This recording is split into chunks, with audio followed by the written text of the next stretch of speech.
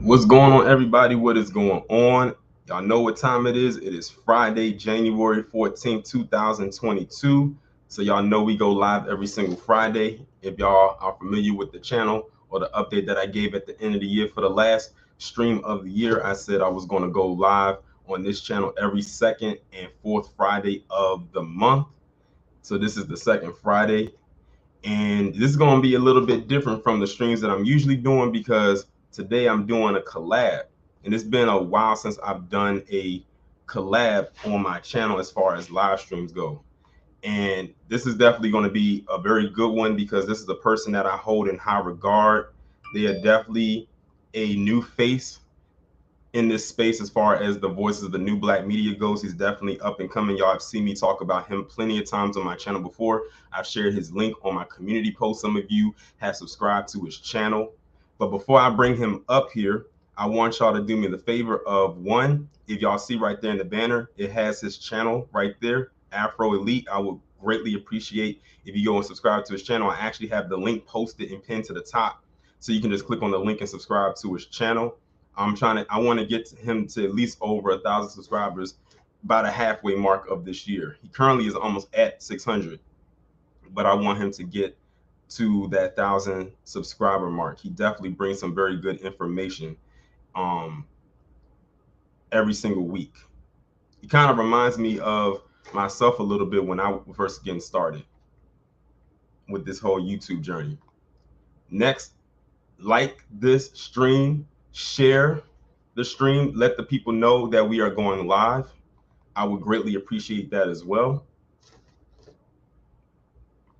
And let's see, who do we have in here so far? Misfits 1989, Gnome King, Jay Lava, some chick named Star, Jamal, Melanin 100%, Mark Stewart, Sherelle Bryant, Tawana, Spidey, AB Media 83, J8, Nino Black. What's going on? What is going on? Nino said, I set a reminder to stream and YouTube still to send it out. Of course they did. It doesn't surprise me. It comes with the territory. That's why I said, right? If y'all, I think I titled this stream that we about to do in the most perfect way. It says Taurean Rain Reloaded and Afro Elite are going to shake the algorithm. I think that was a perfect way to title this.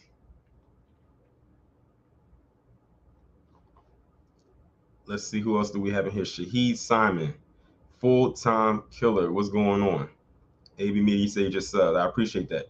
If y'all have not done so already, please go over to Afro Elite's channel and subscribe. You will not be sorry that you did. He definitely brings some very good information, mainly in the forms of live stream. But I'm gonna let him go ahead and tell his story when I bring him up. Corvus Glade, what's going on? Chaos Reign, salute to you. What's going on? What is going on? I'm glad that everybody is here. I'm sure there's going to be some people that's kind of like straggling in, but it is what it is. It's Friday. It's the last day of the work week. Some people are just getting off. Some people may have to catch the playback. It is what it is. I'm gonna give it about 2 more minutes. Usually, I start a good 10 minutes after I get started. But since I have a guest today, we're not going to do the whole 10-minute thing. So it's 5:03 now. When it's 5:05, then I'm gonna bring him in, and then we're gonna go ahead and get this thing started. And if y'all haven't noticed, I have a brand new webcam. I finally got a webcam last night because on the PC, the monitor that I have that did not have a webcam installed into the monitor head. I don't know why. As much as I paid for this monitor, it should have came with one, but it is what it is. But I bought this webcam last night, went to Target, and bought one. So I could be on here because whenever I have people on, like when I'm doing like interviews or when I'm doing collabs, I like to show my face. So that was one major reason why I got it. So here we are. Let's see, Light Visions, Pinky JYB, Sunlight Valerie, what is going on? What is going on? Like I said, if you have not done so already, subscribe to Afro Elite's channel. Like this stream, share this stream on your various social media platforms, and let people know that we are live right now. As a matter of fact, I'm gonna go ahead and share it again on my page, on my Twitter page, so we can let the people know.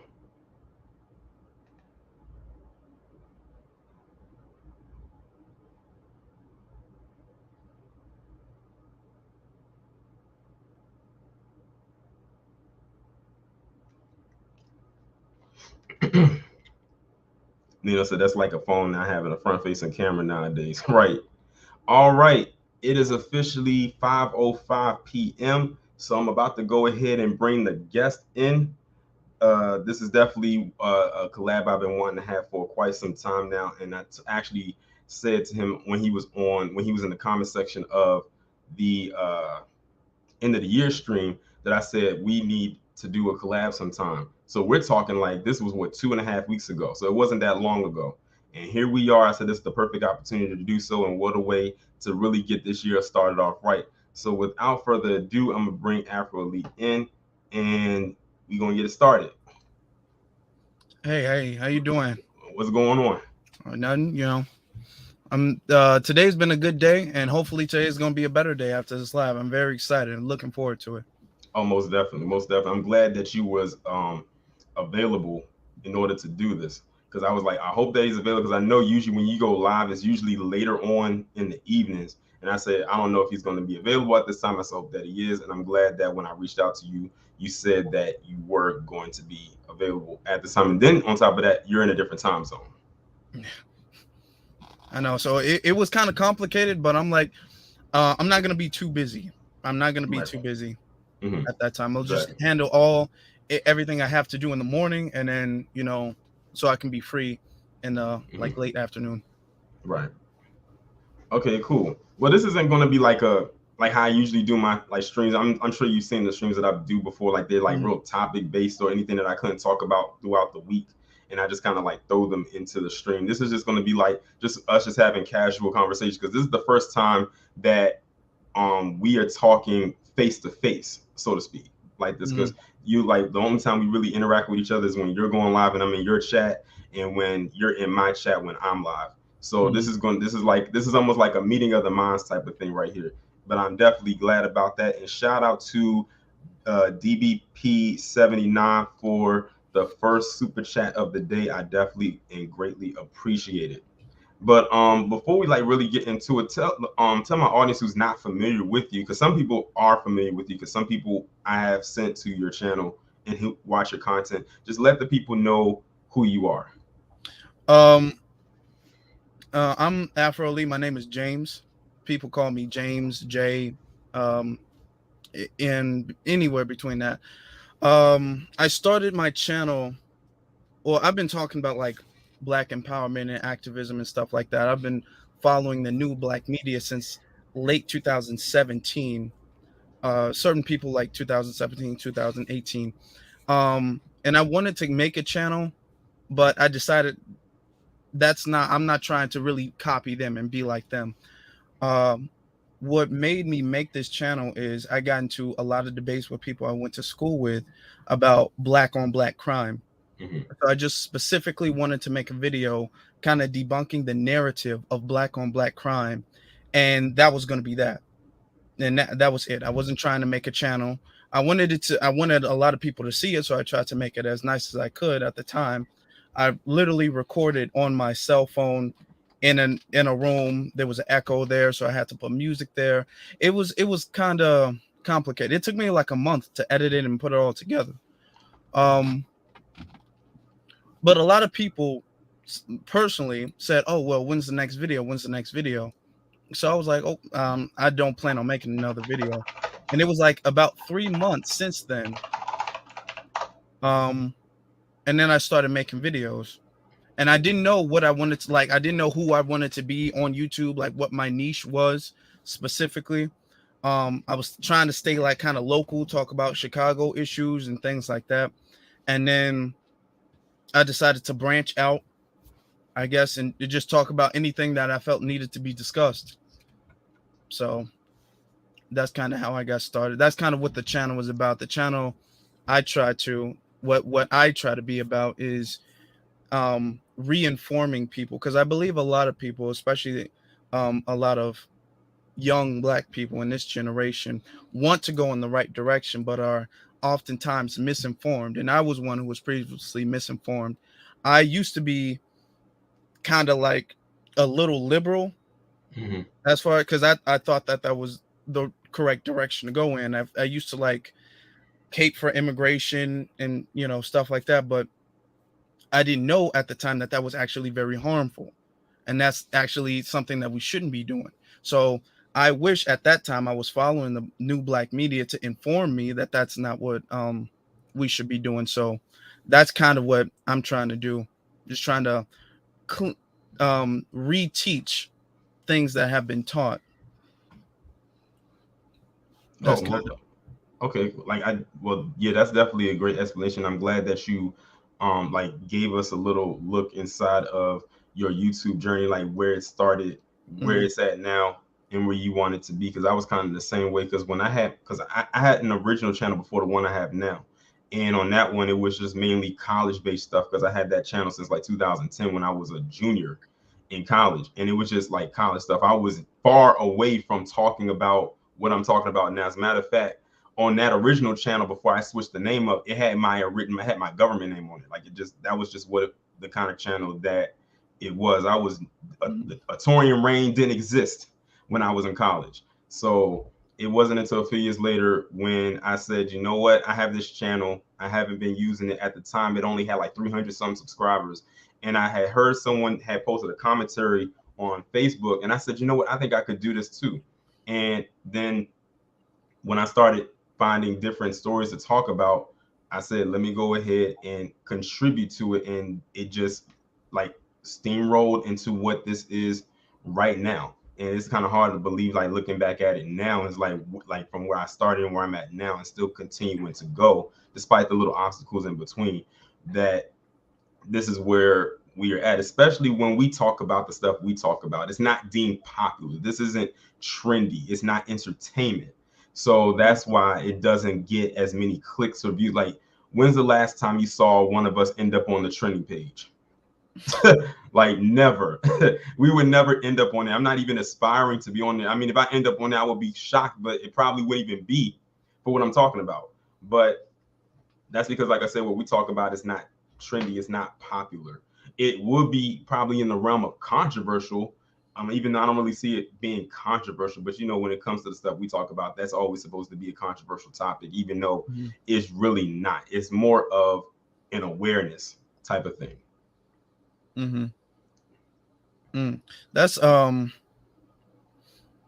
very you make a good point about us not being entertainers. That's not, some people say to me about my channel and stuff like, oh, you need to talk about this celebrity, that celebrity, or this and that, because to people have called me straight up boring. People have just said, oh yeah, your channel is, yeah, it's educational, but it's a little boring. I'm like, okay, I take, sometimes it's criticism, and sometimes you should take criticism, and sometimes people just don't get the purpose of what you're trying to do, and they're trying to customize it to what they want it to be. Right. I'm not trying to be a celebrity. I'm not trying to be an entertainer. When I first started, I tried to actually steer away from like the trending topics, because I wanted people to know that this I'm not going to be talking about every celebrity breakup. I'm not going to be talking about every celebrity this and that. Only recently started talking about certain things if I felt like those things, you could learn a lesson from those things. Like, for instance, like what happened with the baby, and his comments and stuff like that. So if there could be a lesson learned from those things, that we would talk about it. But I feel like our channel specifically, what we're striving for a higher purpose. We're striving to actually benefit the community. And the big YouTubers we see who get a lot of views and who get pushed by the algorithm, they talk about, they have like, they do hot chip challenges and yeah, like the vlogging channels and stuff like that. Exactly. And people have recommended that we've done that. I should do a mukbang, and I should do some type of challenge, or I should talk about this celebrity. But there's a purpose to what we're doing. Yeah, we're trying to do stuff, and I like to watch some of that stuff too. I'm into different stuff besides Black empowerment, but on this channel, I'm not going to talk about the Kardashians unless there's something I can tie that into that we can learn from. Yeah, that's like when I'm doing like with the the Karen and the bed bucking like saga, like stories like that, and then that actually allows me to pull in some kind of entertainment aspect, but it's something there where it's basically showing people or showing our people what not to do or what not to be like. And then like I said, I'm examining this type of person because a lot of people, you know, especially when it comes to the Blue Karen videos, they get so upset when they be saying, "Oh, you're starting to sound like this person, you're starting to sound like that person." And I'm like, no, what I'm saying is I'm showing you an example of a personality trait that you should not aspire to be or aspire to have. And that old phrase of a hit dog hollering, I said, y'all, that's what's happening. I even had someone come into the comment section of one of the videos I did about these Sambos, and it was another black woman who got upset about that. Well, not even about that, but talking about black women. I'm like, I wasn't even talking about black women in this video. How did you get that triggered on something that wasn't even related to you? Like I said, it's just wow, it's weird to me. But you know, I said it is what it is, but I'm gonna still continue to discuss it because that means I'm doing something right. And the thing is, you're in the minority of those who don't like it compared to the majority that love them. And I have so many more videos like that to come. I think I recorded probably in the last couple of days 3 more series about these Sambos. I can't even really remember what the topics are going to be about because I did so many. But it's like they just have to be talked about, and it is. I mean, it is what it is. You can't satisfy everybody, but that's what it happens when it comes to the type of videos and the content that we do. You're gonna have some people that's gonna love it. You're gonna have some people that hate it, or some people that's kind of in between. As a matter of fact, when I looked at my analytics, it was some kind of feature that YouTube just recently added, where you can look at some of your fastest growing videos within the first 7 days. And when I looked at it, in the last, I would say in the last month or so, my most fastest growing video in 7 days that hit probably over 7,000 views within 7 days was the video that I did about this Karen saying some greasy things about LeBron James' son that made him stop right there in the middle of the court and confront her. Like, it happened back, I think, in November. And that video took, like, they said that was one of my fastest growing videos. The one other one I did was recently about Jesse Lee Peterson being exposed by that guy who looked like a bum on the street. They said, like, that was a fast growing video. So what I do is I look at those videos that grow fast like that, because this is basically audience behavior. It's just telling me, what does my audience like? And that's one thing when it comes to this, you have to know what your audience likes, because you are just the person just delivering the message, but you have to make sure that it's a message that your audience wants to hear, because that's what's going to attract them to continue to come back and listen, and it'll attract more new people to watch it as well. You know, some people of like mind and everything like that. Yeah, definitely you have to check that, because sometimes I see on the algorithm which videos have the most watch time, which videos do people click on and then click off, or which videos do people click on and they watch the entire thing.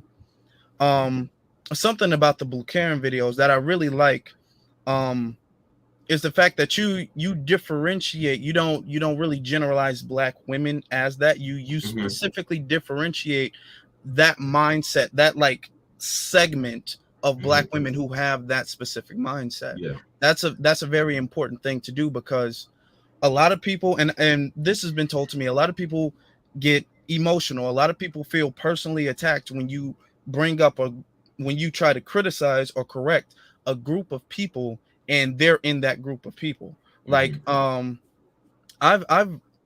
called out a lot of different groups of people too.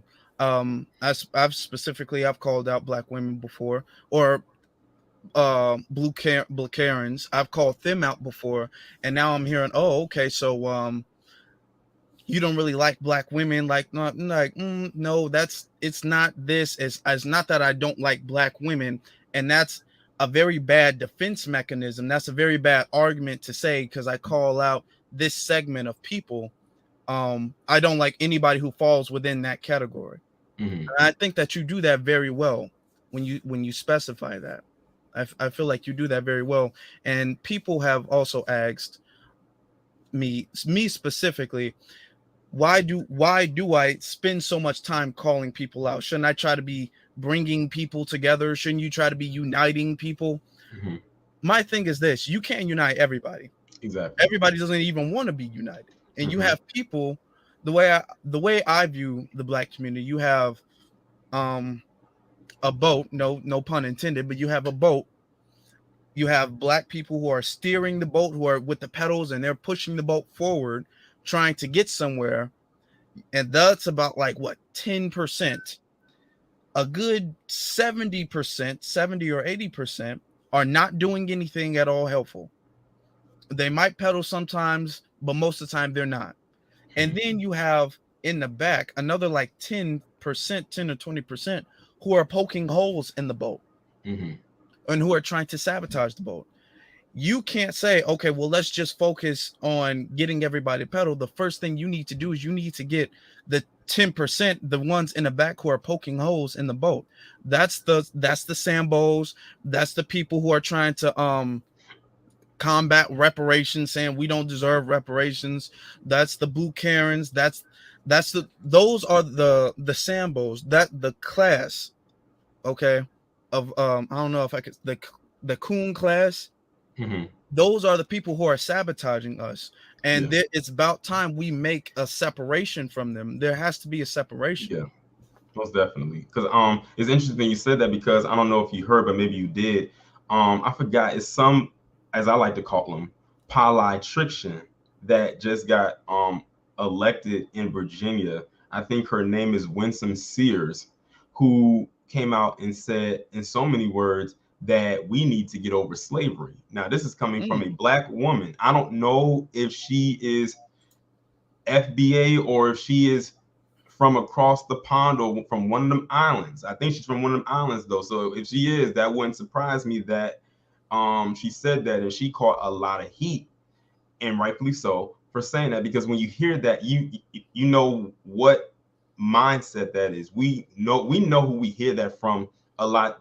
The typical, PC love to say, mhm, get over this and get over that, but they'll be the mhm, same people that won't get over something, and and throw it back on us and whatnot. I mean, but yeah, when I saw that and I heard that, and then it's in Virginia, I said Virginia, the first mhm. place, the first port with slavery, and that's what you decided to say. We can tell who was not paying attention with history. But then again, that's a part of history that they don't teach. Mm. Yeah, and I feel like as far as what you said about history, I'm gonna just touch on that for a second. It's very important that we teach relevant history, because now they're trying to, like, she's like how you were saying, what did you say her name was again? Winsome Sears. Winston Sears. Winsome Sears. Winsome, okay. She's trying to say we should get over slavery, Hmm. which that's a sign that she's probably not from here. She's that's not. The people that's in the chat. The people in the chat say she's from Jamaica. okay, well, go figure. um but when we hear people saying that, now we're hearing the whole, like, with the what's that thing, critical race theory, and we're Hmm. hearing people try to combat critical race theory, which is pretty much anti I don't know, white supremacy. I don't know if Hmm. um I, I'm like, I don't know if I should say that because the algorithm is I like, understand. I understand what you're but saying. we need to, because if we don't focus on, and if we don't combat this stuff, they'll eventually teach the younger people, because people our age, we're not gonna get over slavery. We Hmm. know too much about it to get Yeah. over. You can't tell us to get over it, but Hmm. you could tell a 9-year-old, oh, don't, it's a thing in the past, you don't have to worry about it, everything's fair now, everything's good Yeah. now. You can Hmm. convince them, and then when they get molded in that Sambo way, it's kind of hard to pull them back. It's kind of hard to, like, wake them up, so to speak, as to Hmm. what's going on. So it's Yeah. very important that we combat these people who are trying to, like, suppress the history and grievance that we've been through. Yeah. And it's funny you mentioned like CRT, because it's a lot of times like when they keep saying that they want to get rid of CRT, I'm like, you're trying to get rid of something that's on a collegiate level. Like that's a college level course or that's being taught, and you keep pushing this narrative that it's being taught at a lower level to like public schools. And they're like, that's not it's not in public school. So like, what are you really combating? It's just crazy. And these are some of the same people, like I said, that says that we need to get over this, and race is not everything. Meanwhile, there's this person named Greg Kelly. I saw he put on Twitter yesterday, because Mattel, they are the creators of Barbie. They made a commemorative Barbie, and shout out to Jada for the super chase that she is non-FBA from Jamaica and in my state. It's a lot of them floating around here, as Tariq called them, the tethers. I said that's probably one of the best parts of that movie, Us. We got exposed to what a tether is through that movie. But Greg Kelly, he posted up this tweet about it, because like I said, Mattel was making this commemorative Barbie about Ida B. Wells, and he got on there and was so butthurt about it. He was like, he said, the typical words, CRT, woke, and stuff like that, and then put up a picture of the article post and screenshots of the white Barbie in her dream house with Ken and the jet and all types of stuff like that. I'm like, you imagine how butthurt you have to be as a grown man, so-called, that Mattel releasing a Barbie around a prominent black figure triggers you that badly. A Barbie that probably, like, people, if they do get it, they might not even take it out of the box. They might keep it as a collector's item. Just keep it in the box and put it somewhere, like some people do. Because it's like one of those special edition Barbies, not one of the ones they're going to come out with all the time. It's it's like a one-time thing. And they've done that before. They've done that with several Barbies before. But you got that upset as a grown man, not a child, but as a grown man, and said all this stuff about it. But these are the same people that will say race is not everything. Everything is not about race. All lives matter, and this stuff and the third, and then this happens, and then they will pick the most minuscule things to get upset about. And the thing is, most black people probably didn't even know that they were making a doll about her until you said something. So in hindsight, you just gave Mattel some free promo, you idiot. And he probably doesn't even realize he did that. He probably does. Yeah. He probably doesn't. And he gave him free. Yeah. Because I didn't even, I heard about something about a black doll. I didn't know it was Ida B. Wells, but I heard something about that through the controversy of what he was talking about. I haven't had a chance to look into it all the way yet. But you make up a good point when you say these are the people who say, I don't see color, I just see the content of your character, and they quote that Dr. King quote, which you did a video about that, and that was a really good video you did when you made a poll on Twitter between the Dr. King quote and the Malcolm X quote, and which one is misinterpreted the most, which was the Dr. King quote won the poll, and you broke that down, and I think that was a really good video. But you're welcome. But they'll say, it's the content of the character. We don't see race, all that stuff. But anytime a black person comes into a space that they feel should be exclusively for white people, then it's a problem. I personally remember when they cast, I think her name is Halle Bailey, to be the Little Mermaid. The Little Mermaid. Yeah, I remember that. White people. Oh, my fault. How many PC people were all over the internet, all over Facebook, Twitter, making racist memes about her and talking about, can she even swim? How can she swim, or what? Like, making a whole bunch of memes and jokes, despite the fact that if you say something, they'll say, I don't see race. I don't see race. I mean, we're all the same. We're all, we should all love each other and just judge each other by the content of their character, not the color of their skin. Yeah. And they get upset when Halle Bailey is cast as the Little Mermaid. I remember another thing too.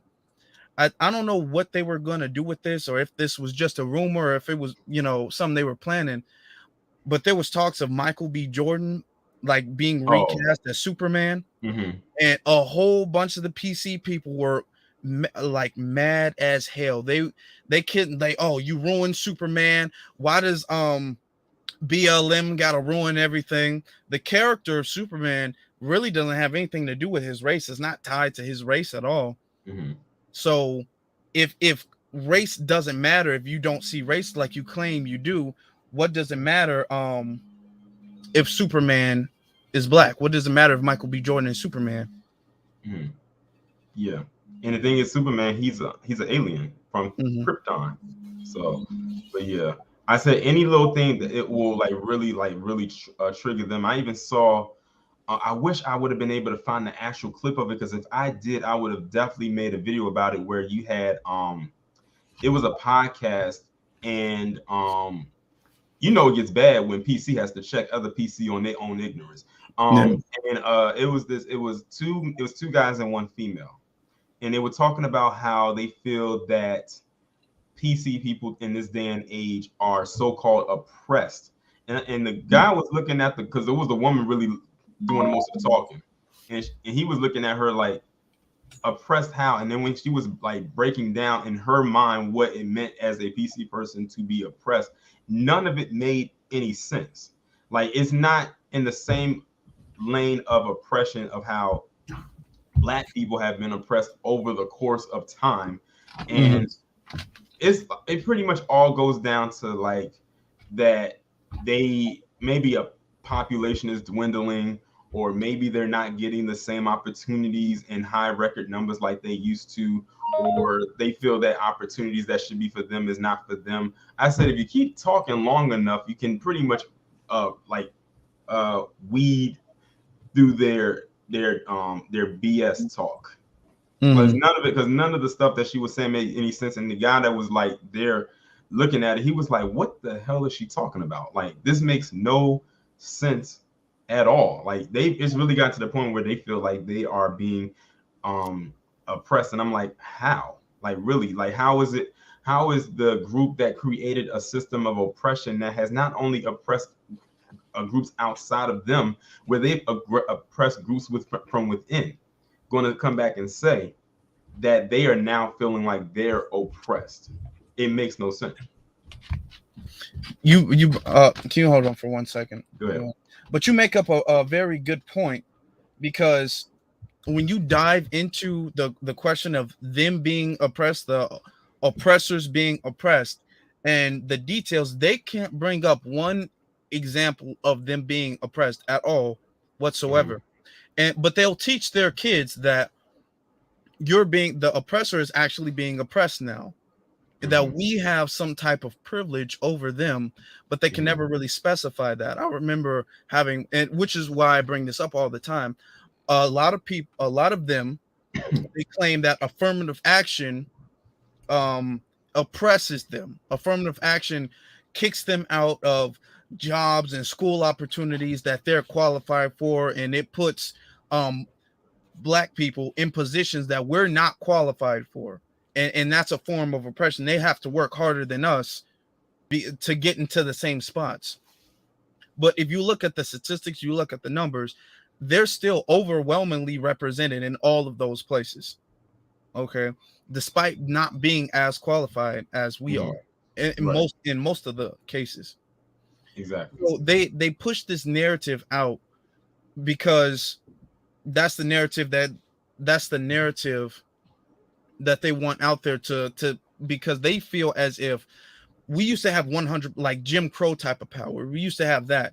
Now we don't have as much authority. Now we're not the first pick every single time in every single exam, every single instance. Most of the time, we still have majority of the power in the country, but we don't have complete control over everything. Things are a little bit more fair now, which is unfair to us. We feel like we're being oppressed because things are slightly more fair than they used to be. Yeah, because I even recently just did a video talking about how the U.S. economy lost like $50 billion because of the lack of hiring black men for jobs. Like, imagine like how black men are a small group within a group, and them not hiring from that group is costing the economy billions of dollars. So that just shows you right there that they need us more than we need them. But they would rather let this economy tank than to allow black men to work. And it also reminded me of a story that I talked about when it came to Hollywood, where when it came to black actors and actresses and them not getting like the opportunities and like different roles, and how that was making Hollywood lose money as well. So someone had left a comment under that video and said black people are the gross domestic product. Hmm. You know, and I'm glad you brought that up. I'm glad you brought that up because even in Hollywood, you see PC people get second, third, and fourth chances. You see a lot of failed comedians get comebacks. In the music industry, you see them a lot of times get boosted. You see like the algorithm boost a bunch of artists who really don't have a real fan base. They don't have a legitimate fan base, which is why they always fall off. But you see them getting a bunch of boosts and stuff. And I remember specifically having a conversation about Robert Downey Jr., the guy who played Iron Man, and he had a drug problem. And he was able to make a comeback, and this was before he was cast as Iron Man. He was able to make a comeback. He signed up to be Iron Man. I believe in an interview I heard, they specifically looked for him because of his addiction history. They specifically wanted him because of that. And okay, he's doing his thing. But my thing is, and in the conversation, how interesting it is that when these PC people have problems, when they fall off, when they have flops back to back to back, they still get second and third and fourth chances.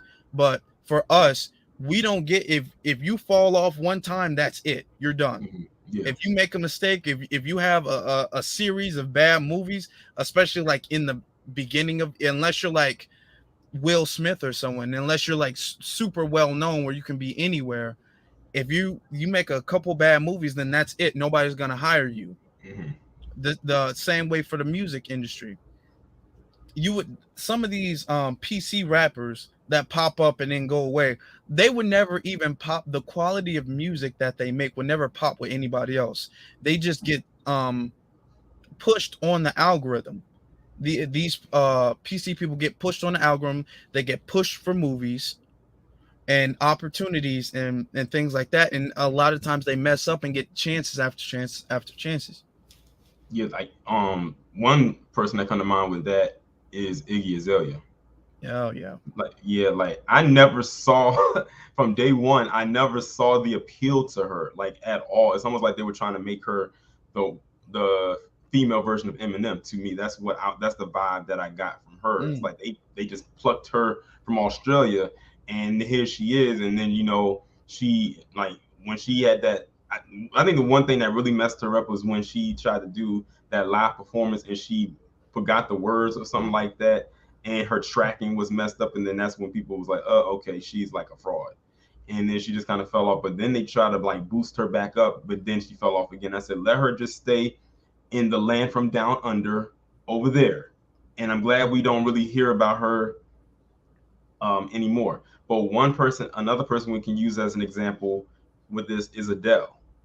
How she can come out with one song and everybody act like it's the greatest thing ever. Now, this is not me saying, taking away from her talent or anything like that. But whenever she comes out with just one song, and she seems to come out with a song every other year, the world just goes crazy over it. I remember like last year when she released her new song, all of a sudden when the Grammy nominations pop up, she got all these Grammy nominations. I'm like, wait a minute, she just released one song, and how did she get all these Grammy nominations over those who have pushed out so much more material throughout the year? And she just pops back up, and they do it. And I know why they did it. One is because she's a PC woman. That's number one. Number two, they needed it for ratings. Well, that's a fail on their part, because thanks to Omarion, they had to postpone the Grammy so that there's no ratings to get. They probably gonna have to just send their stuff in the mail. Like, oh, here you go, you won. Let's mail you your Grammy. So they're not gonna get any ratings. So there it is. You make a really good point, especially with Adele and Iggy Azalea. I remember hearing that every time, especially for the last few years or so, every time Adele makes a song or anything, it goes like automatically number one on the charts, and it stays on all the charts, all the platforms. It's on the radio on repeat all the time. And okay, nothing like, not taken away from people who might like it or the talent or anything like that, but that's all she does. She's not a performer.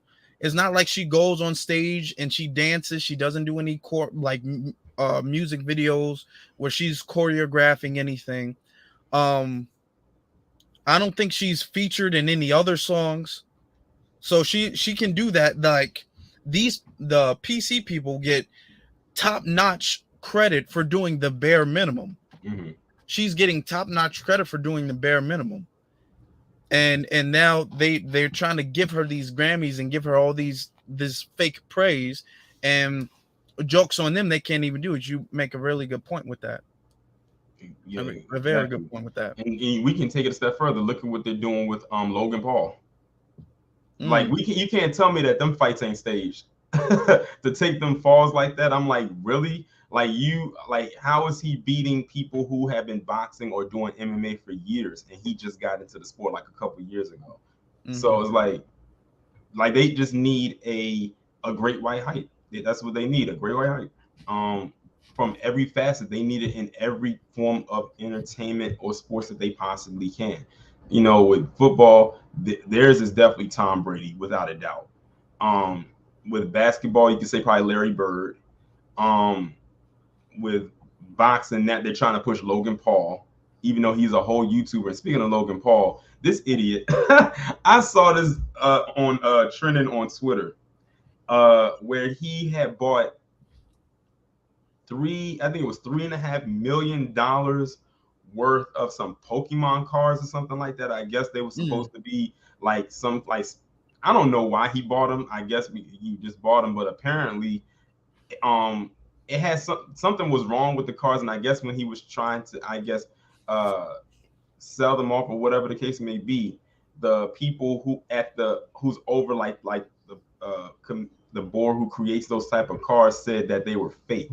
I said, you mean to tell me you didn't check to see if these things was real? But see, the thing is, they knew it was easy to get over on them, because they said, oh, you know what, they just saw the dollar signs and we can just make them look real, but they are indeed fake.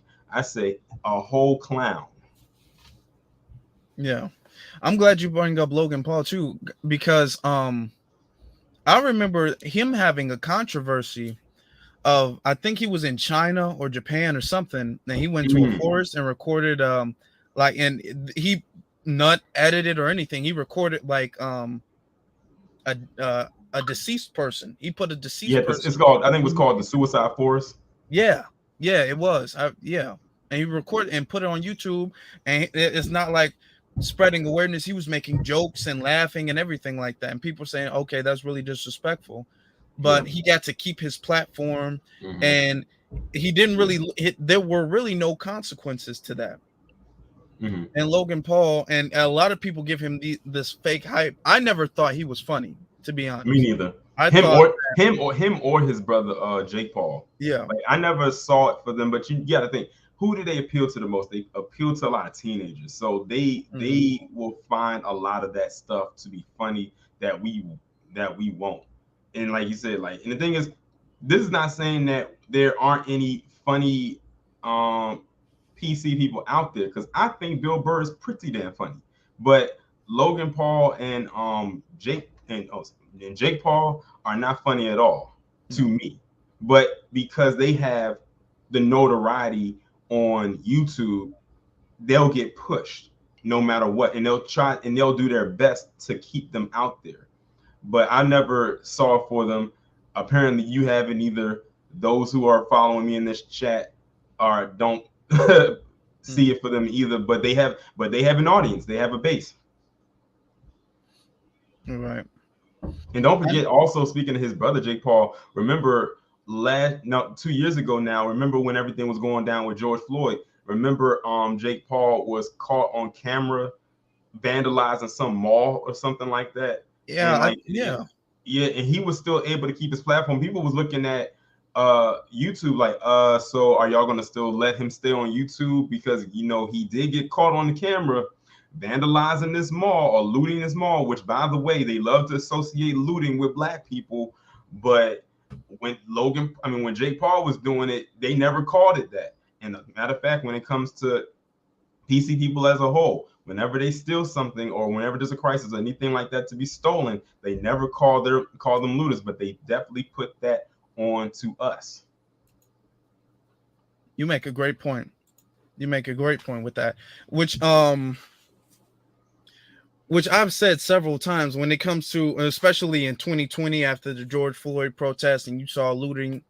I remember going specifically downtown to Chicago to catch it myself, because I know for a fact the media will play different angles, and that what they'll do is they'll edit out any PC or non-black person looting, and they'll just specifically zoom in and focus on the black people looting, and then it'll be, oh, look at the looters, and with the visual it will imply, okay, these are what black people are doing.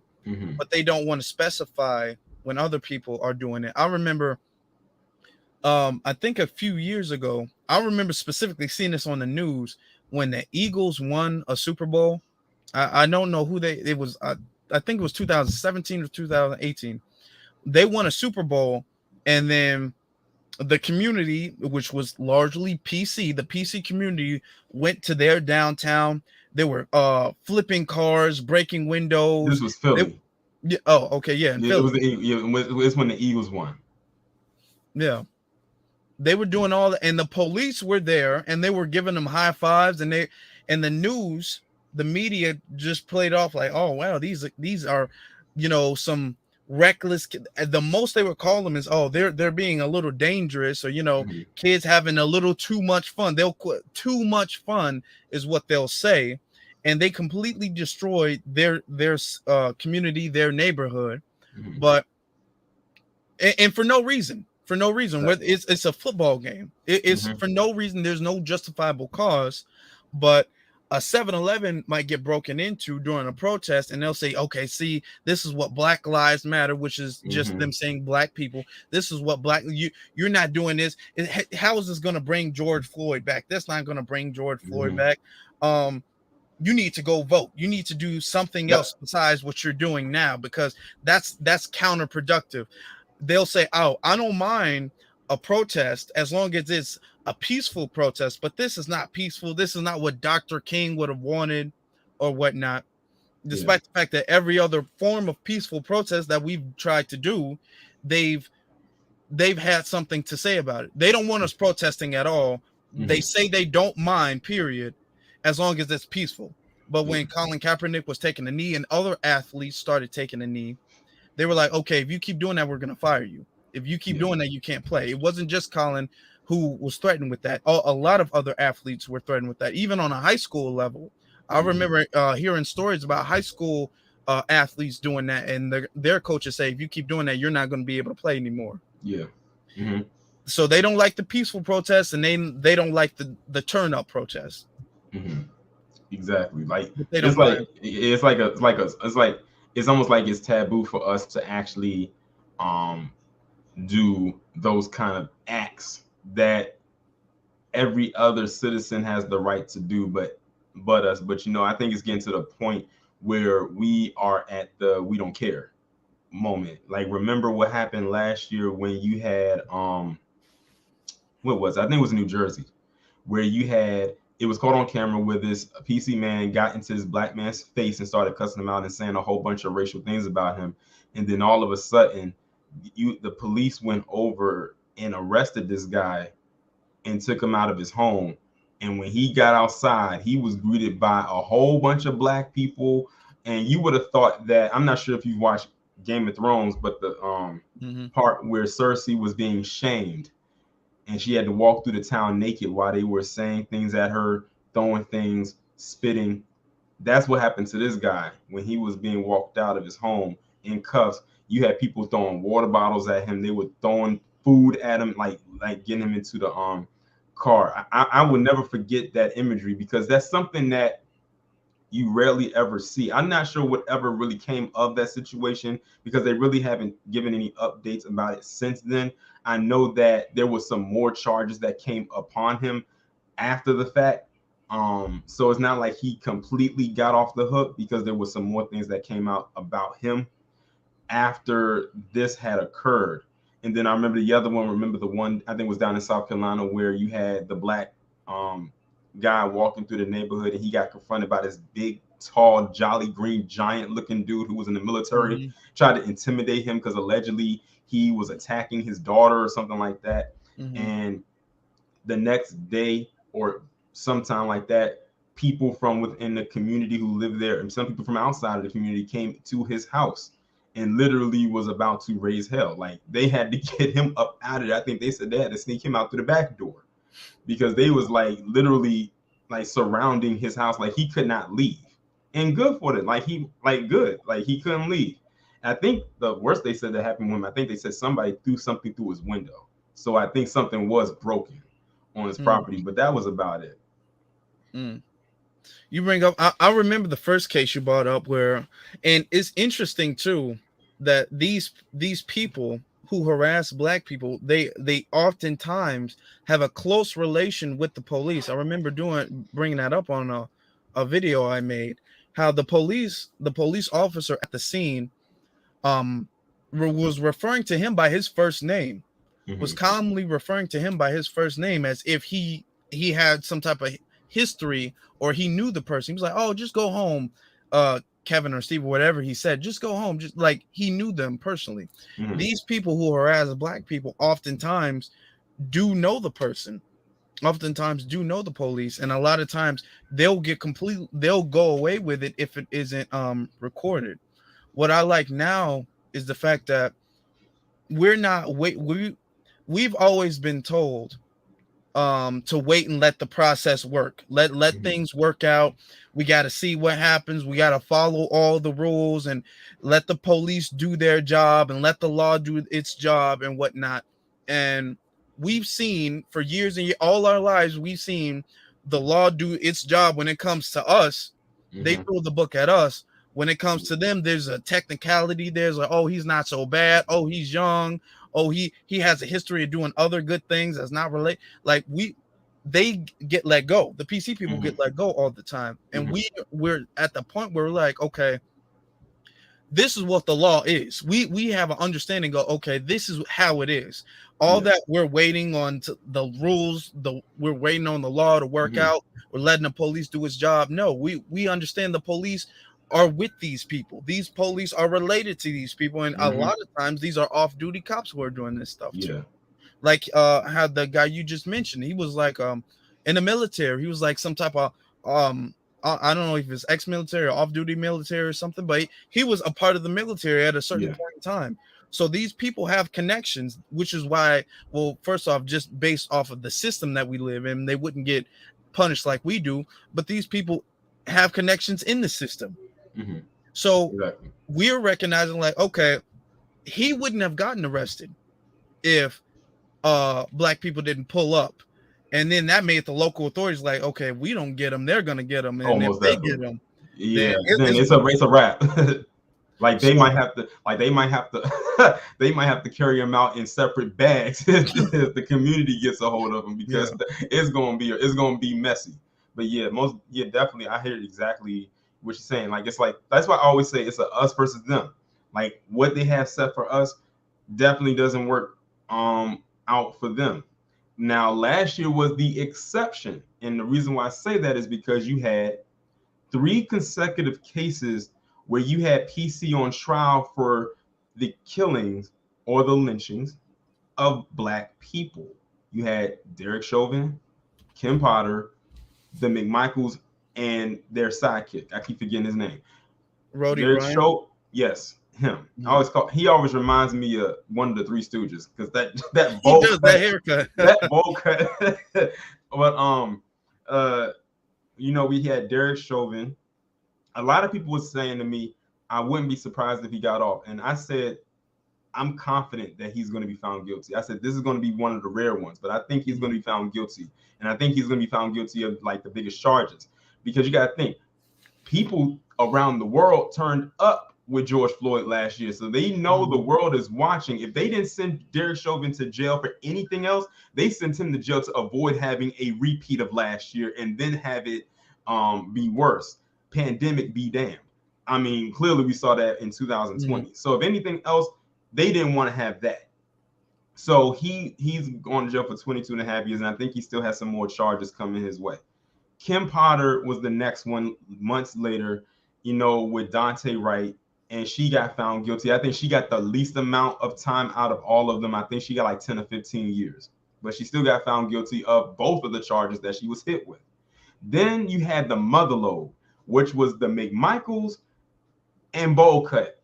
You just told me his name, but I'm just going to keep calling because I cannot unsee. I can't. I don't know who in the modern society gets haircuts like that. Like he was from the past or something. Like, and I think the reason why I call that the Motherlode is not just because of the major sentencing that they got, because all three of them got life in prison now. With Bowl Cut, he got 30 years before he's even eligible for parole. And he's 52 now, which means he's not eligible until he's 82. He's going to be old as dirt when he is eligible for parole, if he even makes it that long. The other two got life in prison with no possibility of parole, so they're not even going to get out of prison. But the other reason I say that is because that was probably one of the most iffiest ones out of all of the cases, because you got to think, we didn't find out about Ahmaud Arbery until May. He was killed in February.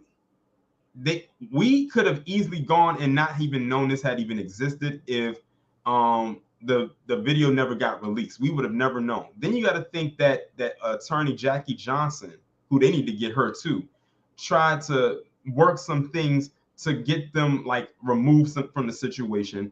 And look at all the antics they pulled in the courtroom. We can't put more than one picture up. Just put this one picture up. Nothing with family. Nothing to make him look like a good guy. He says, what the attorney says something about the black pastors, like all the stuff that they did in that courtroom to try to get the McMichaels off did not work. Even stuff that they did leading up to the trial, they tried to get it moved to another county and all types of stuff. Nothing worked. Like, that was one of the first times I could say Dub S took one of the most major L's they have ever had, because this was one of those cases where not only was justice prevailed, but everything that usually works in their favor did not work in their favor. And last year was the first time I've ever seen 3 consecutive guilty cases involving the murders and lynching of Black people from PC, no matter what they were involved in. And then on top of that, 2 of them were cops, Derek Chauvin and Kim Potter, and one of them was a former cop, which was Greg McMichael, because he used to be a cop. So you're talking about all people who were in law enforcement or formerly in law enforcement that got found guilty in some capacity for what they did. That is unheard of. That's why it kind of caught a lot of Black people by surprise, because that rarely ever happens. Now, here's the kicker. You had Kyle Rittenhouse, got found not guilty on everything, and he killed 2 PC people and almost killed the 3rd one. Now, what does that tell you? That that a PC person can get off for killing their own, but you had 6 that was involved with the deaths of Black people, and none of them got found not guilty. They pretty much got guilty on everything, with the exception of maybe 1 or 2 charges. Yeah. And I'm gonna talk about Kyle Rittenhouse a little bit later, but to bring up your point, people's last year was a very big year when it came to these trials. A lot of people, I remember specifically watching Vicky Dillard as she was live when she was given the verdict of the Derek Chauvin trial. And I was in my car with other people, and we were ready to, if he didn't get a guilty verdict, we were probably ready to, turn up. Yeah, turn up. We were ready to turn up. And I know a lot of people who were too. So you're definitely right, as if we don't convict him guilty, if we let him go, we're going to make a lot of people mad, and it's going to be a repeat of last year. It might even be worse than last year, because at least they would say, okay, well, he went to jail, so y'all can calm down now. He went to jail. But if we do that, if we let him go now, we're going to have the same problem again, if not worse. It's not going to be any better.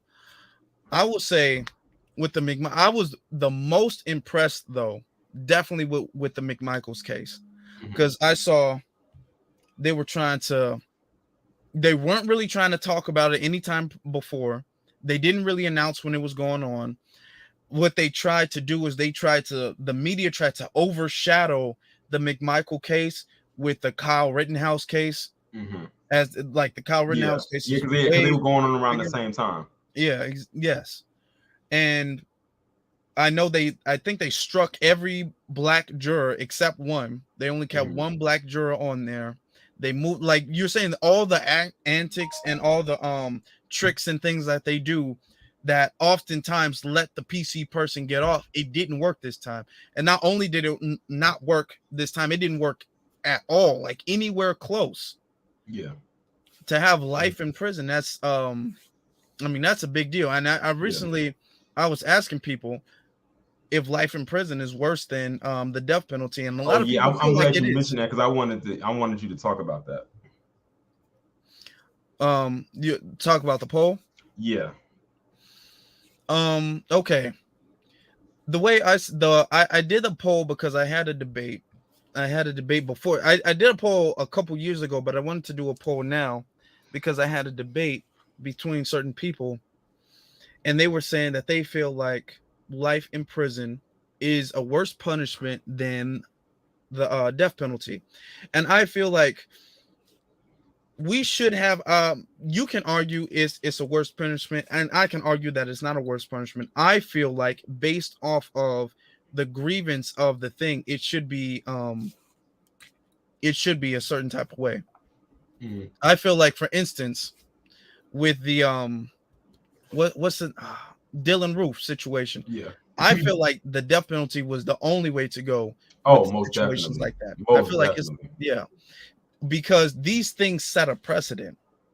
Because some people can actually, if you're a PC person and if you have some type of connections, some people can actually live like a semi-comfortable life in prison.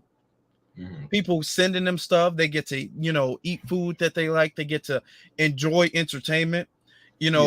Prison isn't a horrible experience for every single person, especially these PC people who have the backing of a lot of, groups like the Aryan Brotherhood and the KKK and all them. They try to live as comfortably as possible. So in certain situations, I feel like the death penalty is the only way to go. It doesn't matter if life in prison is the worst punishment. I asked before if people, and a lot of people, and I was a little disappointed, but a lot of people voted the opposite way when I made a poll asking, should the death penalty be just nationwide? Because right now it's not nationwide. I know here in Illinois, Illinois is not a death penalty state. I don't think mine is either. Okay. And I was feeling like, okay, should it be a nationwide thing? Should it be a nationwide thing? And people feel like no. And people make the argument a lot of times, oh, well, you might be killing somebody who's innocent. You might be taking the life of somebody who is innocent. Okay. And that can be argued. I feel like that can be argued in certain cases, like, for instance, with the McMichaels case, with the Derek Chauvin case, with there's no arguable evidence that this person is innocent whatsoever, that should be thrown out. I don't think, okay, if there is because people have made a point where most of the people who suffer from the death penalty are black people, and a lot of times the evidence is iffy. Yeah. And I understand that. I'm like, okay, so yeah, you wouldn't want to make that mistake, but the thing is, we have that anyway. I'm only hearing that the death penalty shouldn't be a thing when we're talking about PC people getting the death penalty. There's black people been getting the death penalty for hundreds and hundreds of years, and you don't hear any like nationwide argument that the death penalty should go away. There was one case of somebody last year, I think, or the year before 2020 who got it, and they were talking about Trump should have pardoned him, but he didn't. So I think this was in 2020. But as far as that goes, we need to set a precedent because you took somebody's life. Yeah. Especially when it comes to you taking somebody's life, and there's video evidence. There's no other. It's not like an iffy situation, but in a lot of these cases, it's they're damn near caught red-handed with it. When you're caught red-handed with it, I feel like there should be a precedent of black people's life is just as valuable as their life, the PC life, because when black people kill one of them, they want the death penalty. That's what they want. They don't want them to go to jail for the rest of their life or anything. They want the death penalty. They feel like if my people aren't breathing, your people shouldn't be breathing. It should be an eye for an eye type thing, which is the narrative that I'm kind of on. I side more with the death penalty in these cases than I do with life in prison, even though I am satisfied with that. Spending the life and spend the rest of your life in prison is a bad punishment. For the McMichaels, though, the reason why I try to advocate for the death penalty, because they're not going to spend that much time left. They don't have, like you said, one of them is already close to being a senior citizen. The only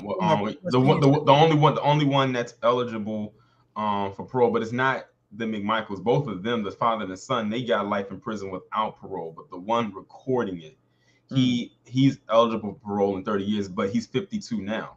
So he'll be 82 by the time he's eligible. That's why I said he'll be old as dirt by the time that happens. If he makes it to that point, because he might die, but he might expire before that happens. Now, when it comes to people like Dylan Roof, I definitely wholeheartedly agree that the death penalty was the only way to go for him. Like, there was no other way.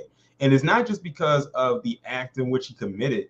It's because he planned this. Like, he planned this 6 months in advance. Like, he spent half a year planning this. This wasn't something he just woke up one day and said, you know what? I'm going to go commit a Columbine-style domestic terrorist attack on some black people. No, he had this thing planned out for 6 whole months. And it came out like they literally broke all that down. Like, he was a part of different Dub S groups and everything. Like, he literally was in there. He even said out of his mouth, I am trying to start a race war. He said that. He goes and he does what he does. There's no way that, one, he was not going to be found not guilty, and two, that he wasn't going to get the death penalty. Both of those, like, that went without saying. That was a very devastating act right there. Like we've heard stuff like that before, but it's like when we see something like that in modern times, especially imagine if you are a person who was born during, or even slightly older, during Jim Crow, where that kind of thing would happen. How triggering that might have been for you to hear that. So, so yeah, the death penalty was the only way to go for him. As far as I know, he's still on death row. It's just a matter of, we don't know when he's actually going to get the injection, because I'm not sure if you remember the story with it was in Texas back in the late 90s. The one, I forgot his first name. I'm sure someone in the comment section is going to write it. The one who was dragged on that dirt road, and he was dragged so badly that his limbs started to come off of his body. Like, it was a black guy. I think it was 2 people that was involved with that, but the one who was the ringleader, the one who was driving the truck, James Bird, that was the name. The black guy's name was James Bird. He the guy who was doing the driving, he was on death row since like 99 or 2000 or whenever it is that he finally went to jail. They did not execute him until 2019. So he was literally on death row for 19 or 20 years before they finally executed him. So that's why I say, like, you never know how long you're actually going to sit in jail. And when you're in death row, they have them separate from the other prisoners. Like, they have a whole wing for death row inmates. Like, they're just off to themselves. Mm. They're not with Gen Pop. They are by themselves, most times in their own cell. Like they could never put them with somebody else because Yeah, they the would put crime them they in. committed was so heinous. They wouldn't risk putting another inmate in there with them because they might kill them. Yeah, they put them in like a solitary confinement type thing. Yeah, think of Hannibal Lecter or something like that. Which I feel like definitely 20 years though. I didn't know it was 20 years. 20 years is too if you're gonna do it, just do it. Why are you keeping them around that long? I feel like an example should be made. Like for instance, with and what's his name, Muhammad Noor, Yeah, when he accidentally, I think her name was Jessica something, I believe, Justine. Justine. He accidentally killed her, and Yeah. I've made a live about that, breaking down this situation because I got into a debate with a Trump supporter, Mhm. I about think. that. Wait, I think I saw that stream, and I think you had did a stream where you was like reacting to the conversation. It wasn't like it was a phone conversation, right? Yeah, I did a phone I conversation think that about was it. one. I think that was one of the first videos that I watched on your channel that made me subscribe to you. Was that Mm, conversation? yeah, well, I'm glad you liked it. Um, but I had a conversation about that, and he was, and I decided, okay, because my purpose is to give people the evidence about the true situation. So when people come up like Trump supporters and whatnot, and when they say, "Oh no, this is what happened," you know for a fact this is what happened, this is why it happened, this is the details of the situation.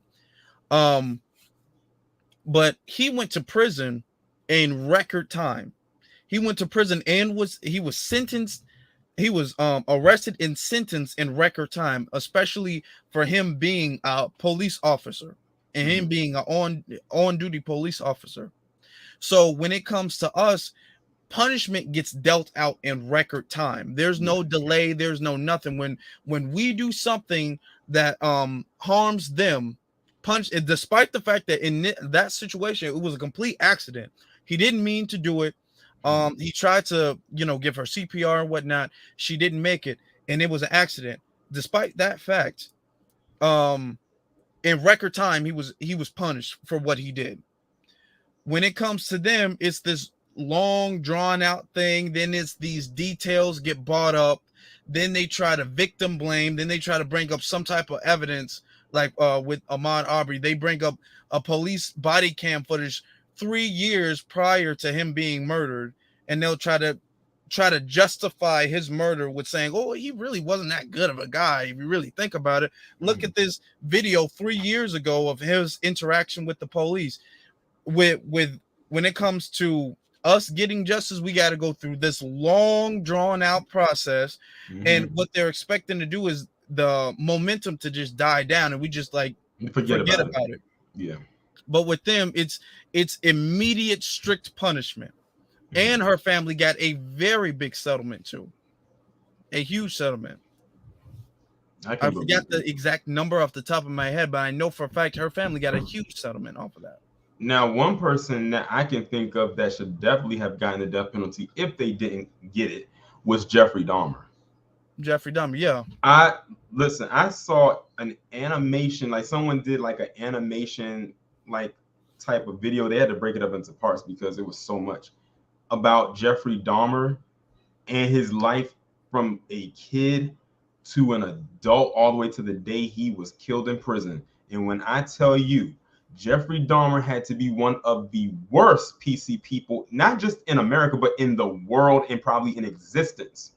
This guy was off the chain. Like, I could not believe what I was listening to and what I was watching. This guy was like, it was like he wasn't even human.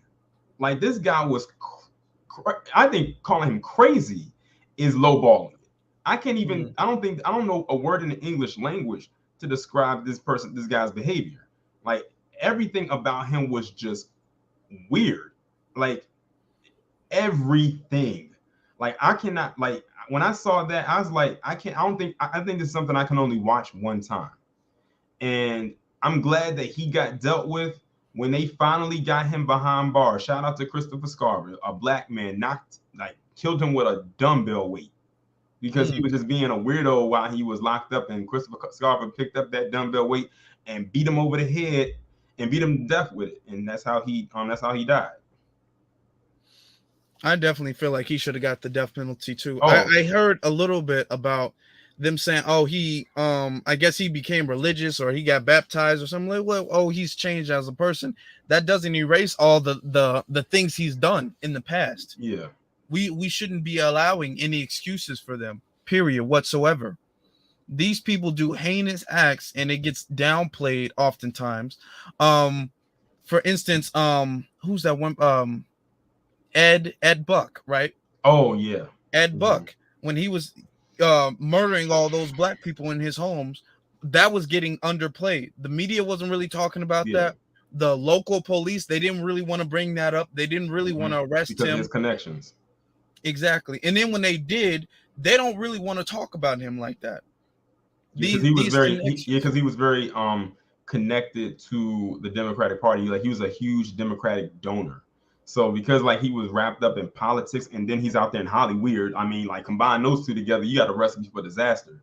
And then all the stuff that they do out there, like, so, you know, the dark side of Hollywood, that's Ed Buck in a nutshell. And I remember me and Tariq were probably the only two people at the time who were really talking about what he was doing with those two victims. And, you know, Ed Buck was as far as we know, he's definitely in the academy. The guys that he was messing with were definitely in the academy. And it's crazy that when you hear, when I talk about the academy on my channel, a lot of black people like to say, well, not my audience, they like to say that black people are the most homophobic and this, that, and the third. But I'm like, I talked about that story from a standpoint of not even bashing people in the academy. I talked about this because these were two black men, despite what their sexual orientation was, that were found dead inside of this PC man's home, and they're not doing anything about it, and they're just trying to act like it's a casual thing. And the only reason Ed Buck got caught is because he almost did it to a third one that miraculously was able to get out with his life and went and told the authorities about what was going on in that home. And that's when they finally went and got him. But thankfully, they found him guilty of those two crimes, and he's in jail right now. Now, that's a person that needs to spend the rest of his days. Well, he's old as dirt now, so even if they gave him 10 years, he'll probably be dead before them 10 years is up. That man is ancient. Yeah, definitely. But you're definitely right about the like the connections and stuff like that they have that allows them to pass. That allows them to pass. And when you bring up the academy, and this is an issue that I've had this personally when I brought this up. When you bring up the academy, they'll say, "Oh, they're another black man, another cis, whatever that means." Oh God, another cis black man. I can't stand it. That phrase is right up there of like phrases that I hate, along with "pick me." Those two right there trigger me. And the thing is, that pick me term wouldn't even apply to me because clearly I'm a male, so that wouldn't apply to me. But that one right there is up there with it. I'm like, just call. If you're gonna say a guy or a male, just say that. Don't throw no cis in there. Because I actually looked up where that term came from, and that term actually got coined in the 90s, like the early 90s, from a German man. So you know he's PC, a German man who was in the academy himself that came up with that. So it's amazing. You have a lot of black people in the academy peddling the words of a German man who possibly could have been Dub S for all we know. Because, you know, let's not act like there's not plenty of them floating around that academy. Yeah, definitely. I remember getting into a debate on Twitter where somebody was saying that, and I was all like, "Hey, out of respect, can you when you referring to me, don't refer to me as a cis male, just say male, period." And they're like, "Oh, well, you are a cis male, so why can't I refer to you?" I'm like, "Oh, you know what? I asked you politely not to refer to me as that."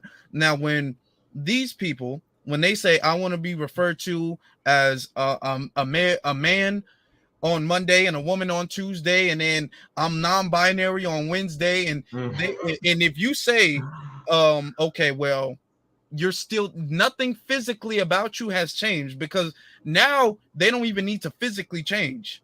They can just say I identify, and then that's that, and then you're supposed to go along with that. Yeah. So they can say I identify as something every single day, a different thing every single day, multiple times a day, to be honest, and you're supposed to go along with that. And if you mispronounce one of their pronouns, then then you're being homophobic or transphobic or whatever. But if you say, hey, I'm a male, I was born as a male, I've always lived my life as a male, I don't want you to put any extra anything, just say male, period. They'll say no. They'll just say plain out no. So you respect what I want to be called, but I don't have to respect what you want to be called. Right. And I'm glad you brought up pronouns because I know that you got into it a while ago with pronoun Twitter, and I saw it pop up on my timeline. And when I tell you your mentions got like torn to shreds just from one tweet about, or in response to people putting pronouns in their bio, I want you to tell the people how that was, because I don't know if I could have been able to deal with that. I would have had to turn my comments off, because I'm looking like, wow, I said they got that mad because you was just basically talking about people putting he, him, or she, they, or no, her, she, them, they. I made a whole joke about it on Twitter a while back, and I said it's so much confusion. I said I can't deal with non-binary pronoun people, because one day they're identifying as themselves, then tomorrow they're he, him, she, her, they, them, up, down, left, right, go, pause, green light, red light, yellow light. Like, they're all over the place right now. I said it's so confusing. And when I see that, I'm like, I don't know if I can take that seriously. Like, when I see that in somebody's like bio, I'm like, I can't bring myself to really like follow you on social media, because I already know if I say something, you're gonna come at my neck, and then I'm gonna have to roast you, and I don't want to do it, but if I have to do it, I'm gonna have to do it. So that something like what that was like, having to deal with that. Okay. Well, first off, personally, I know people who know me personally and who follow me with the pronouns in their thing, and I've had to talk to them. I'm all like, your sexual orientation is whatever you do, as long as you're not harming anybody, is what you do. But that is ridiculous, and that makes no sense for you to put that there. And I have to just be plain.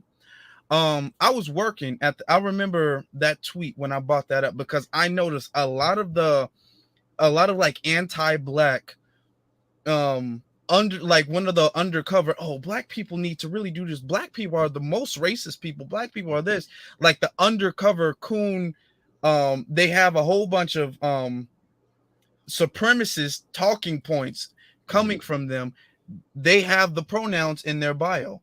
I'm like, look, you have to follow what is the pattern. They have the pronouns in their bio. So that's why I said it. I said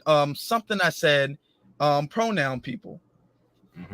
And I did like a 18-hour shift at my job. And the next day, I think I was off, and I just like pretty much slept the whole day. I wasn't really even on Twitter.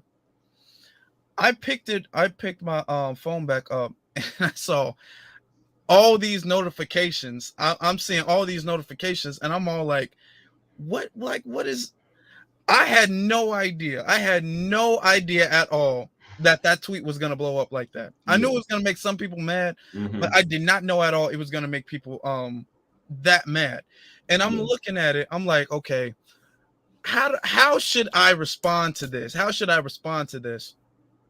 Because there was a whole bunch of people saying it. I'm like, I had saw it like, because it popped up on my timeline, and I was looking at it. I'm like, what in the world? I said, what? First off, when I saw a tweet and I saw what you had posted, I already knew that the responses were not positive. I knew it was a lot of negativity in them comments.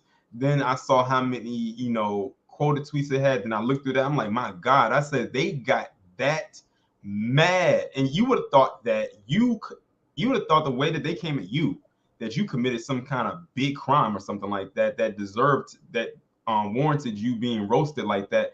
But you didn't even say anything disrespectful. Like you literally was just saying like something that could have been considered really lightweight, and they took it and made a mountain out of a molehill. They really did. I really wasn't trying to come for them. I just was trying to point out, look at the people who tend to make comments like this. I'm just trying to point that out. Mm-hmm. I wasn't trying to really disrespect anybody or really come for anybody. Right. But I got like attacked, and I'm seeing on the comments. The first thing when I get stuff like that, the first thing I do is I look at the comments first, and then I'll check the quote retweets. And I'm seeing in the comments, oh, they're dragging your ass, they're roasting you, they're roasting. I'm looking at it like, what, like for what though? I'm the whole time I'm thinking like, for what? What are they dragging me for? What did I say that was wrong? And then I'm seeing the quote retweets, and I was going back and forth with people on the quote retweets because I wouldn't have done it because like that's like a losing battle. It's like you're literally like one person against a hornet's nest. Like it's like you kicked a hornet's nest and now they're all coming out the sting. Mm-hmm. So like I wouldn't even bother. But I know that you came onto your channel and you had did a live stream addressing it. And I think I was watching it, and I'm telling you, the whole time you were talking about it, I was laughing. I was laughing on the other end because it's, to me, it's comedy. Like all I can do is sit back and laugh at people like that who get that upset about something that's not even worth getting upset over. Like that, like you could have, like you, like they actually felt like you did something to them personally that it hit their soul. And the thing is, technically, in a way, you won because you only had to say one thing, and then all of a sudden they just came in and they just started to attack. And like I said, it goes back to that phrase of a hit dog hollering. And you must have hit a lot of dogs. Like you must have like knocked over a whole kennel, because that's like they just came and attacked. Like they swarmed in. Like it wasn't like a slow trickling in. Like they came as a group and just went in. This kind of reminds me of I'm not sure if you're familiar with this other YouTuber. Her name is Nicole's View. Yeah, I've subscribed to her. Okay, cool. Before the tweet that you posted about pronoun Twitter or pronoun people, she a couple months prior to that had posted a tweet about Lil Nas X, and this was back when I forgot what video he had done. It wasn't the one about him twerking on Satan. It was the one after that. I forgot what it was. I think it was the one about him being pregnant or something like that. And she had tweeted something, and the Academy came in just like how they did with you. Probably hers was worse though. I think hers was about worse because she actually was questioning about a celebrity that they are literally propping up like that, and they came in heavy. She had to literally turn off her comments and her retweets for like a good week on that post, just to let it die down and let the dust settle. And I think she ended up having to turn it off on all of her tweets, even when she was tweeting after that, because she knew them people probably would have came in and started talking about it under stuff that had nothing to do with it. She was telling, because I know me and her did a live stream and we was talking about it. She said they even went so far as to go into her DMs and call her all kinds of names and even send her death threats. Like literally over somebody that they don't even know personally. He doesn't know them. Like they're not getting paid by him. They're not getting sponsored, but they felt some type of way because she said something. Mind you, what she said was like yours. It was lightweight. She didn't come at him disrespectfully. She didn't threaten his life or his livelihood or nothing like that. She just had a genuine concern. But the thing is, whenever you question the motives of why people within that community do the things that they do, then they come at you and feel like you are attacking them. Like, just like, we'll go with this one. And this is a recent one because I saw you had responded to it. When someone was saying they don't like that phrase, love is love. You said you hate that phrase with a passion.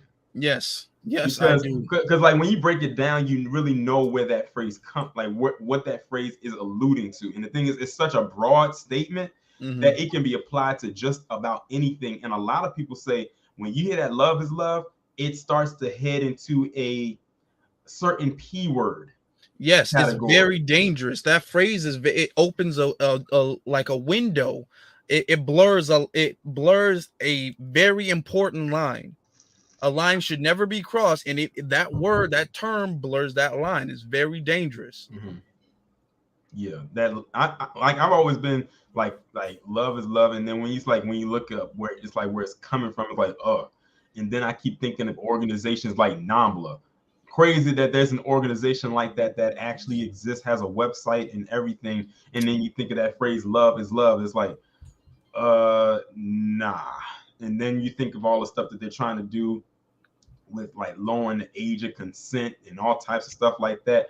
I said, even with them, even if they weren't lowering the age of consent, you still gonna have people out here committing these acts. Now they trying to make it seem that Today tweet, wasn't that Today that tweet? No, what USA Today or something? Today that made that tweet. Mm-hmm. They literally made a whole. For those of y'all who don't know, USA Today put out on Twitter recently. It was this week, as a matter of fact. They put out a tweet where they were talking about that P word and basically saying they said what it was, which it was what it was, but then came back with a but. And every time I say when people come back with a but, it's usually BS that comes behind it. And there was a lot of BS that came behind that but. So they said, but it's not this. It's this, but it's not this. And people got wind of it. People quickly screenshotted it. If you follow Tariq on any of his platforms, I know he put it up on Instagram. It's probably best to go there because Tariq tweets a lot, so it might be further down his timeline. And it's up there. And then they came back out hours later and tried to clean up what they actually said. It's like, no, you already put it out there, which you like, that's out there. Mm-hmm. And then when we keep saying that there's an agenda being pushed, you get pushed back when they say there's no agenda. That's part of it. That's actually one of the bigger components of it. Yeah. They when you say, which is why I'm glad Tariq is really pushing the issue in his movie Buck Breaking, which I definitely recommend if you guys haven't seen it. Yeah, but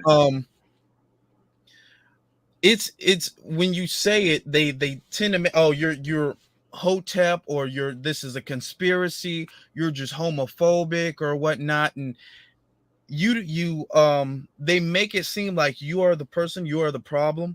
You have the problem when you're pushing against this stuff, even though you can kind of see what the hidden plan is behind it. But you have certain people who, first off, know what the idea is and want it to happen. And then you have certain people who feel as if they are, and I'm referring to the black people, because I've gotten heat with black people when I've said this. Mm-hmm. I made one video about that. I made a video about that. I don't really want to say what the title is, but I made a video because there was a TED Talk a few years ago, and the lady on the TED Talk was saying the same thing. Oh, it's something you're born with. It's not something you can control. So we shouldn't view them as being, because you can't control how you're born. So we shouldn't view them as somebody bad. We shouldn't view them as this, Yeah.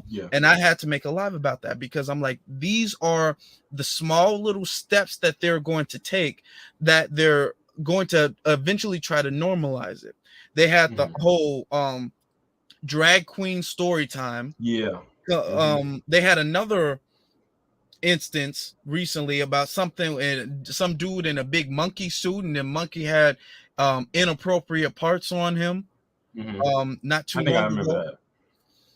They keep having these things. They try to over sexualize children. I remember having a conversation with my mom, but there was a point in time with sex ed, you needed your parents' consent in order to be in sex ed. Yeah. Now they're trying to make it to where you have like the alphabet community, they have a history month, or they have it's mandatory to teach their history, but it's not even mandatory to teach Black history. So they're really trying to confuse children on this, because it's confusing. If you talk to an adult about non-binary this and this, you would lose them, because it honestly doesn't make any sense at all. These are people who in many cases suffer from mental and psychological issues. In a lot of cases they really do. But there's very sick, very evil people who have plans to baby step their way into um a bad thing, a world where everything is open and everything is bad for them.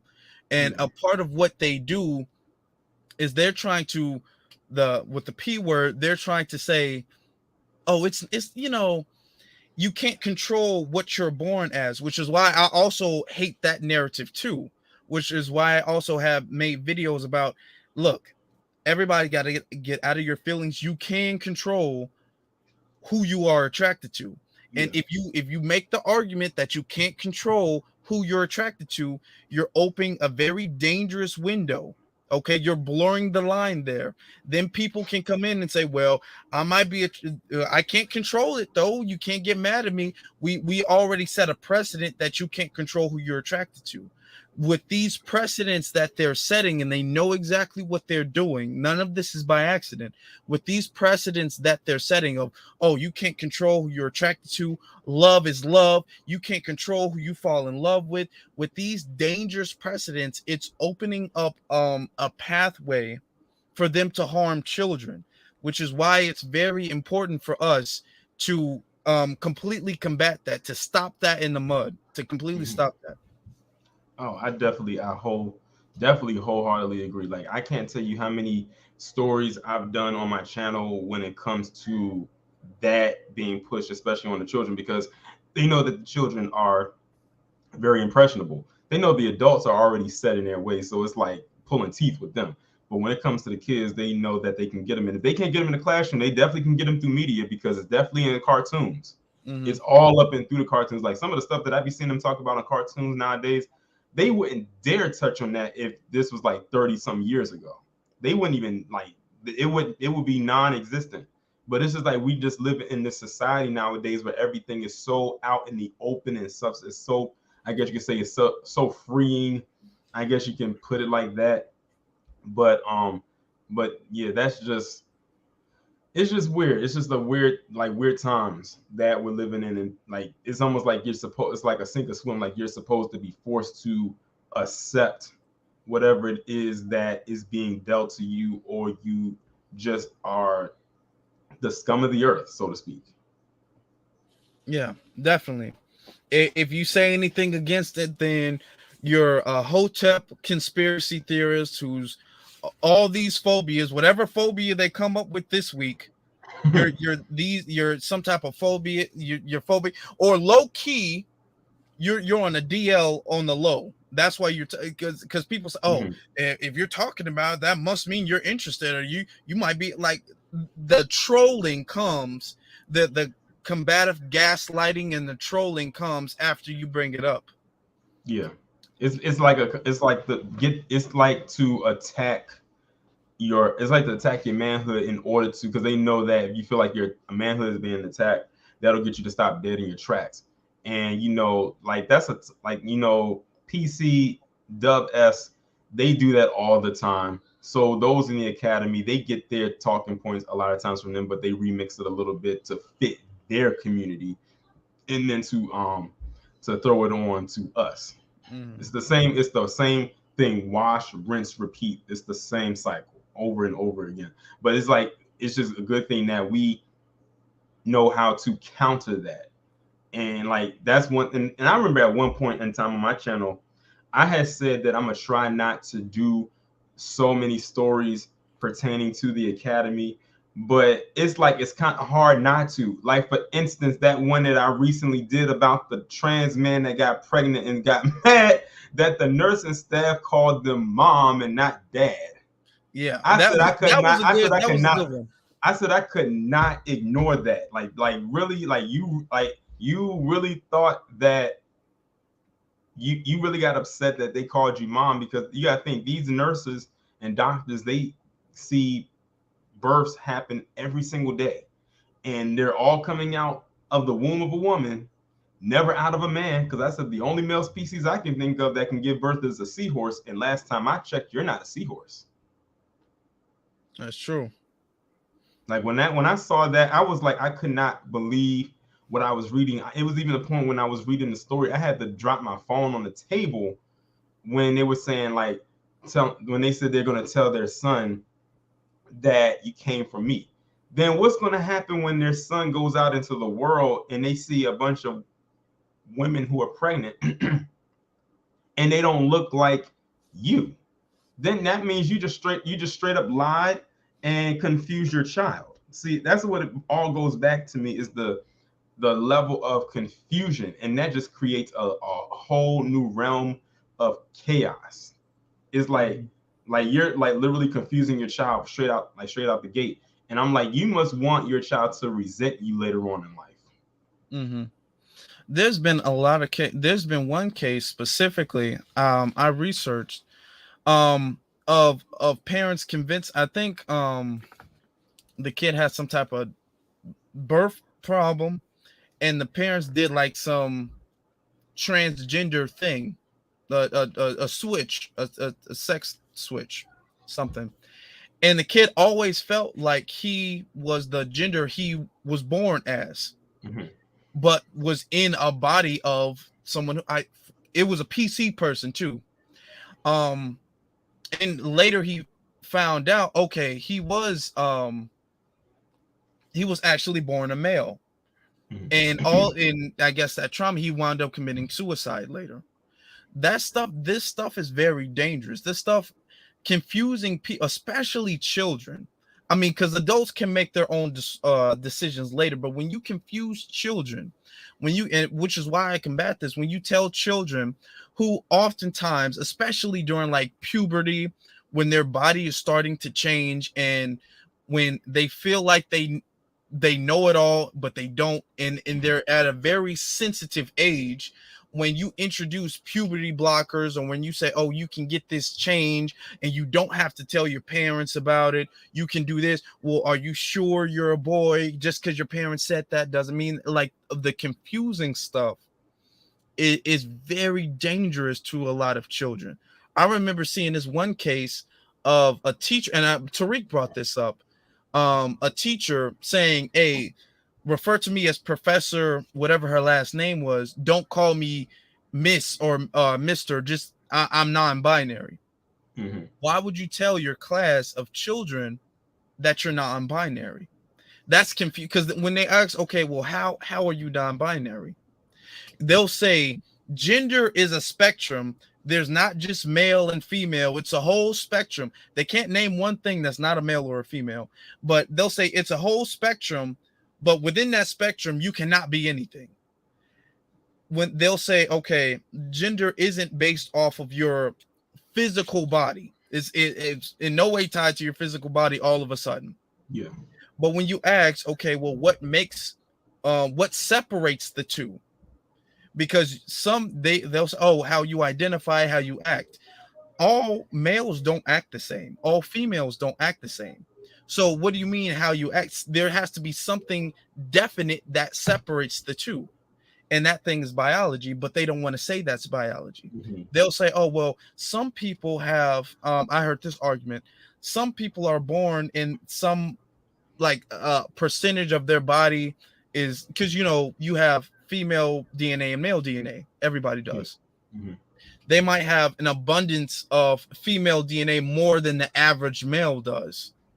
And they'll say, oh, well, because of that. And like, oh, but still overwhelmingly, as far as the skeleton, as far as your chromosomes, as far as your bone structure and everything, as far as not even including the genitals, because you either have the eggs or the seed, you don't have anything in between. All of these biological things, you're saying that just because you have a little bit more female DNA than the average male means that you can be either one. It's confusing. It doesn't make any sense. There's no argument that makes sense, because they want to say all of the arguments are coherent. All of the arguments make sense, but all of them contradict each other. And even if you was to break it down on a one by one basis, none of them make sense at all.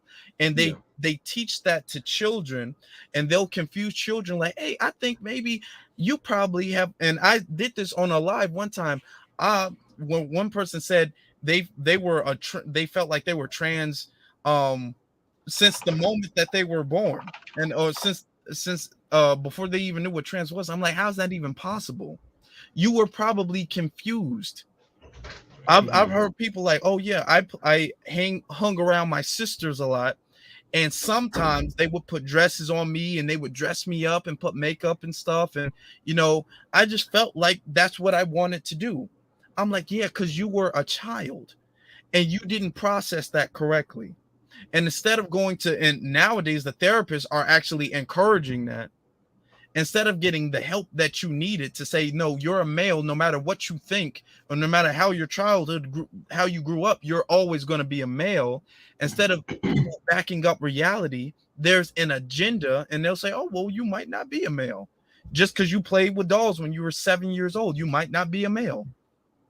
That's very dangerous, because when you switch, you can't really switch back the way you could. When you get things cut off, you can't have them put on as if they were never cut off before. When you get things in your when you take puberty blockers, if you stop taking it, that's gonna mess your body up for the rest of your life. If a female starts growing a beard, me and you both have facial hair that grows out. No matter how many times we cut it, it's gonna keep growing. Yeah, that doesn't happen with females. Even some that might have like a hair or two, they don't grow full beards. If they were to take pills that grew them beards and they were to get the bumps and all that stuff, when they stop taking that, they would still have a face that's not going to be the same. You're never going to be the same when you start altering your body like that. But they don't tell you about the website of people who have regretted making that decision after they invested the money, and that's a lot of money they invested. Yeah. Like, you're talking about thousands of dollars to do that, and then you gotta like think about, like, they have to go through a lot of mental therapy before they even make this move. Like, it's a lot of stuff that they have to do before they even get on the table. And then it's not something that's all done in one day. Like, you have to make multiple trips before I guess you can say, your operation is complete. Like, it's literally like a Frankenstein project when you think about it. Yeah, absolutely. And I understand some people, I'm seeing some of the comments, some people, yeah, if you guys have seen bearded ladies, I don't know, y'all. I don't know. I haven't seen too many of them. But I understand that can happen. You do have certain, but that's a very, very rare situation. You don't, if you would see a woman with a full beard, you would know, okay, that's not normal. You don't really see that. That's not a normal thing. And I'm sure if she didn't pay the money to put it there, she doesn't want it there. I'm very sure of that. But the thing is, even with that situation, when you take money that when you pay to change your muscles, and these are the years, like you brought up, years in the making, process after process. When you do things to alter your body, that shows that you have some type of psychological problem. You have a psychological problem, and what we have is a society boosting people who have psychological problems and saying this, you just accept yourself for who you are. You just go be free. We don't have people who are real and saying, hey, that's a psychological issue. I had rented a place out, or somebody was living in my house for a little bit, right? And he was talking about his voice. He has a very bad voice, like his voice is very high pitched. And he was saying, I want to get a surgery to change my voice, to lower my voice. And I'm like, okay. When it comes to people taking, and I told him straight up, when it comes to people taking unnecessary surgeries, that to me shows you have very bad psychological problems and you have a very bad insecurity about yourself, because you can naturally deepen your voice. You can naturally do that. Yeah. Okay. You don't need somebody to cut your neck open so you can sound better or whatever. I know somebody who got a BBL, and I told her, because she was telling me about it, and I told a couple people, actually, I told her, okay, what you need to do is you need to kind of just go to the gym and let your natural body do what it does. Especially a lot of these people, women are young, and your bodies will change over time anyway. So when you artificially editing your body shows that you have a deep rooted insecurity, and nobody wants to say that. People say, oh, you're hating, you're this, you're that. When you talk about, okay, you have a problem if you are going to pay someone to cut you open so you can change the way you look if you don't have to. I understand if you grew, like, if you have a birth defect or something like that. I know somebody who, one of my personal friends, he was born and something was wrong with his hand. He had like extra finger growing out of his hand, and he had to get that cut off. I can understand if you have something like that, or that's not natural, that's not normal. I get that. But if you're like, okay, I want my nose to be a certain shape, and you're going and changing your nose and stuff like that, what's wrong with your nose? Is working like how it's supposed to. You have insecurities, and we have people who lie about that. And especially when it comes to getting your sex changed or your gender changed, that stuff is extremely dangerous. You can never go back, and a lot of times it's a phase that people regret later on, and people don't want to talk about that. Yeah, that's just like why a lot of people were coming after uh Dwayne Wade and Gabrielle Union, that high priestess Mhm. witch that he married, because of what's going on with his with his son. And he was like going crazy. But then you have people in the academy literally encouraging this. I'm like, do you know how you sound right now? Like, some of you sound like that P word. Like, really, like that's what you sound like. Mm-hmm. And like that just goes back to the whole thing about letting people, saying let people live their life, because basically what they're trying to do is saying that us calling that out, we're the bad guys and we're attacking them. We're not allowing them to just live and everything like that. I said you can live however you want, but it doesn't mean that it won't be critiqued either. See, a lot of them think that they should just be able to go through life without judgment. Everybody gets judged. Everybody gets judged. And I don't know if you remember, like, heard about like the person who was like the swimmer or something like that. They were born a man, then they had the transition to be a Yes, female, yes, I, and I then I have been looking into that. and then they competed against other female swimmers, Mm-hmm. and then they won. But then I heard recently that they competed against somebody who was biologically born a female and then transitioning into a man, and the person who transitioned into a man beat the one who transitioned into a female.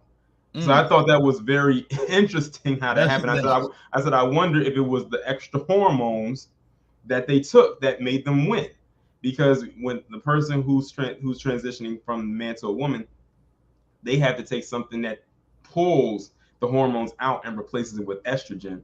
And with the other person, it pulls the estrogen out and replaces it with hormones, or testosterone, mhm. I should say. And I wonder if that's what applied to them to actually beating this person. But that's another thing that I had an issue with, and that's probably one of my biggest issues when it comes to that, especially those who identify as the T in the academy, is them competing against biological, especially when it comes to the women, Mhm. them competing against biologically born women in sports and then winning. And it doesn't matter what the sport is. It can be a physical contact sport or a non-physical contact sport such as swimming. And they're supposed to just be praising this. But I also said on the flip side to that is that a lot of women advocated for them to just be free. And I said, this is what I said, partially this is your fault because you didn't put a cap on this. But what it is you got so far invested into it, you didn't realize what was to come down the line. Mhm. I saw it coming, you saw it coming, the people watching saw this coming, many others saw it coming. But the thing is, you can say this and beat this into their head as much as you possibly can. They're not going to receive it until they actually see it. Now it's almost too far gone. And now they've pretty much planted themselves there to the point where if they are told that they cannot compete with them, then something is wrong with the organization that's not allowing them to compete. You absolutely. You bring up a very good point where, especially as far as the women backing it up. The women have encouraged it, and now it's gotten too far. Now, like the cat's out of the bag. I remember hearing cases of like males who switched to females, and then they joined the UFC, and now they're beating other women. Mm-hmm. There was one case where a woman, a T woman, beat another biological woman to death in the UFC. She died due to her injuries. I'm like, yes, of course, because there's, no matter how much you try to switch, there are some things that you cannot The change. muscle endurance is different. Exactly. So the T woman is going to have a natural physical advantage of over a biological woman. Exactly. And you're saying, okay, well, the hormone stuff, yeah, that can suppress it a little bit. It's not like a regular male, but that's still a male body. No matter what you do to it, that's still going to be a male body. And that person's still working out. That person's still training. That person's going to be able to gain muscle faster. That person's going to be able to take hits. There's muscle, there's bone density, there's height, there's a lot of different things. And they're getting beat to death. Mm-hmm. They're getting outbeat because nowhere in the world do they have males and females physically compete against each other. Yeah. I think in one thing they have like a track where they both have males and females like on a team, but they don't have it where this is the female team, this is the male team, and you guys are competing against each other. And the only other thing I think of is in tennis when they do something called mixed doubles, where they have a man and a woman against another man and a woman. But that's usually in that's like special, like a specialty match, or maybe in a tournament of some sort. Also, Nino had put in the chat about the person he was talking about. They said that this person was former military, so you got to also take into account that as well. Like they got a lot of physical endurance being in the military as well. And now that they said that, now I remember this person was in the military. So they was in the military as a whole dude in the military, and when they get out years later, they transition into a quote unquote woman. They still got all that military training built up inside of them. And shout out to Amar for the super chat. Yeah, the instincts and things. And when you bring that up, you seem like you're the bad guy. You seem, oh, you're just this phobic, you're blah blah blah, you just hate on them. And it's not about that. It's about fairness. And this isn't to say males are better than females, but we have to understand males and females are not the same. Okay, we're not supposed to be the same. This doesn't make one intrinsically better or more valuable than the other, but we're not the same. And you can't act as if we are the same, because that's very dangerous. You're having grown males who identify as females literally beating females to death. I remember another case somebody brought up of a T woman being winning some type of championship for weightlifting.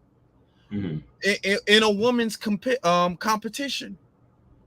Of course they won. So no surprise. Yeah, I'm like, that's not supposed. If it's a weightlifting competition and you have biological females, everybody should be a biological female. Because they lift different weights, no matter how heavy the weight might actually be. And of course, the person who is the T is going to be able to lift that with probably more ease, because their muscle endurance, that testosterone is still there for them to lift something that heavy with.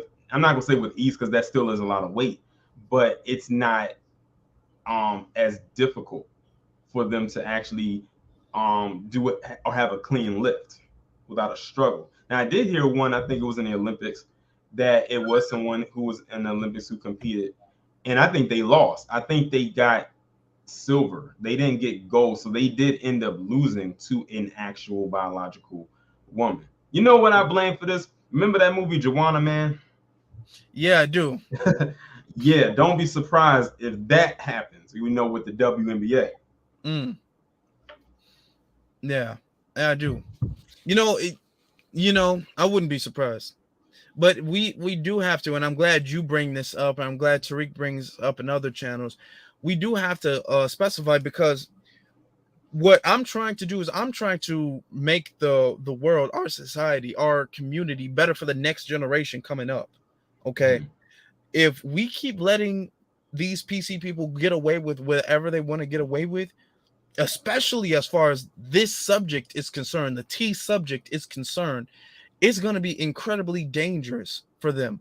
They won't be able, the females won't be able to really compete fairly, because you'll always have some male claiming he's a female going into the female thing. You don't really have it the other way around. You don't really hear too much about the biological females becoming males and then going into the male sports. You don't really hear, I used to be in the WNBA, now I want to be in the NBA. You don't really hear that. Yeah. But you hear the other way around. But their agenda is the one that I was talking about in the video, claiming that men can get pregnant, when we know good and damn well they can't. That's their agenda. That's what with them, that's where I mostly see it at. And of course, we gotta like nip that in the bud too, because we all know men cannot get pregnant. They cannot give birth. Our bodies were not made to carry and produce life. Exactly. You definitely bring up a good point. It's very dangerous. I remember another point, and one of the things I harp on so much about is there was a point. It was a spa. It was like an Asian spa, and a grown PC man went inside the woman. I guess it was a male section and a female section, and a grown PC man went inside the female section, completely naked, and he was like, "Oh well, I'm a T. I identify as a woman, so I can be in here." And even the employees at the spa, it was a black woman who was going off like, okay, I have my daughter here, she's young, and we came to get a massage or whatever. We didn't come to see this. I don't want her seeing this. Why are you allowing him to do this? Oh well, he identifies with this. You have that's a dangerous, because it's going to start with the bathrooms. They're going to say, well, I already started with the bathroom. They already started with the like with the restrooms and everything like that. And I already said that's a bad idea, because you hear stories about like little girls in the bathroom, and then they're in there, and you never know what's going down inside those bathrooms. And to piggyback off of what you were saying about the spa, this person said that they identified as T, and when you're looking at them in the video, you're looking at a straight up and down dude. Like he doesn't even look like he even had one operation that would even remotely hint that he is now quote unquote a woman. Like this was like a straight up dude that looked like a perv that was in there. And then they got mad at the spa, their little advocates or whatever, to make it seem like they were in the wrong for that. And also I did a story that came out of Virginia where you had this teenager who ended up violating this girl inside of the bathroom and claimed that he was a part of T, and ended up violating this young girl inside of the bathroom. A teenager did this. And then when he got kicked out of that school and went to another school, he did the same thing at another school. That's why I said that this is very, like you said, this is very dangerous, the lane, or a very dangerous game that they're playing right now when it comes to something like that, especially when you're getting as young as a teenager pulling this.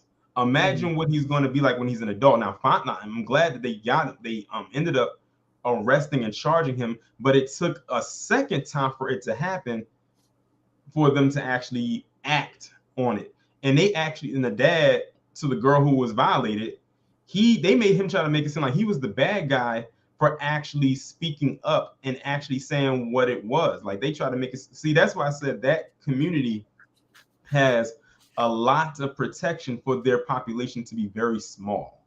And I always say to the black people out there who are in the academy, I say, yeah, that might be your lifestyle, but keep in mind at the end of the day that you are black first, and whatever it is in your lifestyle second.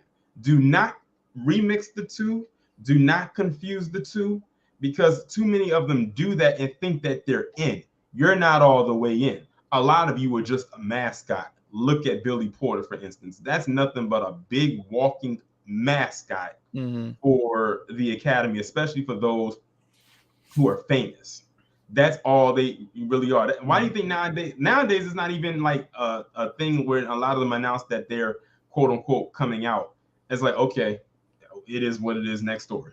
It's not even a big deal anymore, because now it's been so, I guess you could say, it's so accepted by society that it's not even a surprise anymore when people actually say things like, okay, what's going like next story. Let's move on to the next thing. It is what it is. Mm-hmm. And I'm glad you brought up Billy Porter, because I was making an argument when they were talking, because I mentioned some. I guess Billy Porter, he came out in like a dress or something like that, and I said, Dresses, yeah, because this isn't a one-off thing for him. yeah. And he's always doing the absolute. I remember he came out, and the one time I said it, he came out in like a Cinderella type. It was really extra. Nobody else on the red carpet was Oh wearing anything yeah, when close to it. he was at the Oscars, and he had wore like a tuxedo gown. It would look Yeah, like a tux, but it yes, was in the that's form the of a one. gown. And I was on Instagram, I was seeing people talk about Jada Smith had made a comment. She was like, "Oh, he's the most well-dressed person at the event." And I was like, "What?" And I'm seeing likes and people saying, "Oh, he looks so well. Oh, look that dress or tux." I'm like, "Okay. Okay. Do you guys understand?" And it was unfortunately, it was too many black people. It was PC people. Yeah, It was too many black yeah, people for my taste. yeah, But I'm like, do you understand when you're actually the joke? When you're the joke, do you know that they have a whole bunch of other alphabet people who are in the PC? They don't ever do anything extra like that. They only have people like Billy Porter or Little Nas X doing the absolute most and claiming that this is an expression of their sexuality. None of the PC people would allow another PC person to come out on a red carpet wearing a dress like that. They wouldn't allow it because you're looking like a clown, and you're making it's a reflection on the community. You're doing the most, and that's a reflection on the community. And when you criticize that, when I say these people are use people from the academy, they use them as the mascots. You're being used as the mascots. You think that because of intersectionality I or hate that whatever. word too. I can't stand that. That's another word. That's another word. I have a growing list, and that intersectionality word is another one that I hate. But yeah, I didn't mean to interrupt you. Keep going. I hate that word too, but they think that because of that, it ties in. Oh, I'm in this community because of my preference, because of my sexuality or something. You're really not, and they don't accept you. They honestly really don't accept you at all, period. But they can use you because a lot of them are racist, a lot of them are anti-black, and they use you to cover that up because they're saying, "Oh, well, we're not anti-black. Look at our support for Little Nas X. Look at our support for Billy Porter or somebody else." And they use you to attack your own community too. This is the biggest issue that I have with them when it comes to our people with that, because a lot of times they attack us. I remember specifically hearing like an interview of Billy Porter saying that the homophobia in the black community is like just as bad as W supremacy, or it's a branch of W supremacy. I remember when Little Nas X, before he came out, before people knew about his sexuality, he made Old Town Road. Yeah. And I remember I used to work at UPS at the time, and one of my supervisors, she was like, "Oh, you should listen to this new country song." I'm like, "I'm not listening to it. I don't know what you own, but I'm not listening to a country song." She's like, "No, a black guy made it, and they're saying because it's not country enough, they're taking it off the country billboard, but it's a really good song, so you should see it, like listen to it, and because they're trying to undermine him because he's black." So I listened to it because I'm like, okay, well, this is a black person, I guess, trying to branch into the country industry or whatever. I'm like, okay, well, it's a catchy song or whatnot.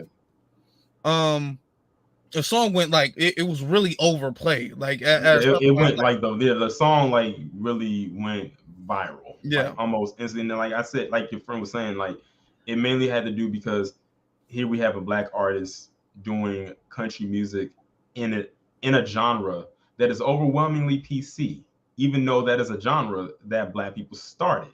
But literally got pushed out of it and literally became another genre of music that PC literally carved, ended up recarving and put themselves and inserting themselves into. And it doesn't surprise me because you remember a couple of years ago when they had one of the millions of country music awards because they got so many. I don't know why the country music has so many awards. But remember when Beyonce was on there? Yeah, I remember. She had performed. It was her and the Dixie Chicks. Now, keep in mind, it was controversial enough that they had Beyonce on there performing a country song, even though she is like hemmed up as like one of the biggest entertainers today.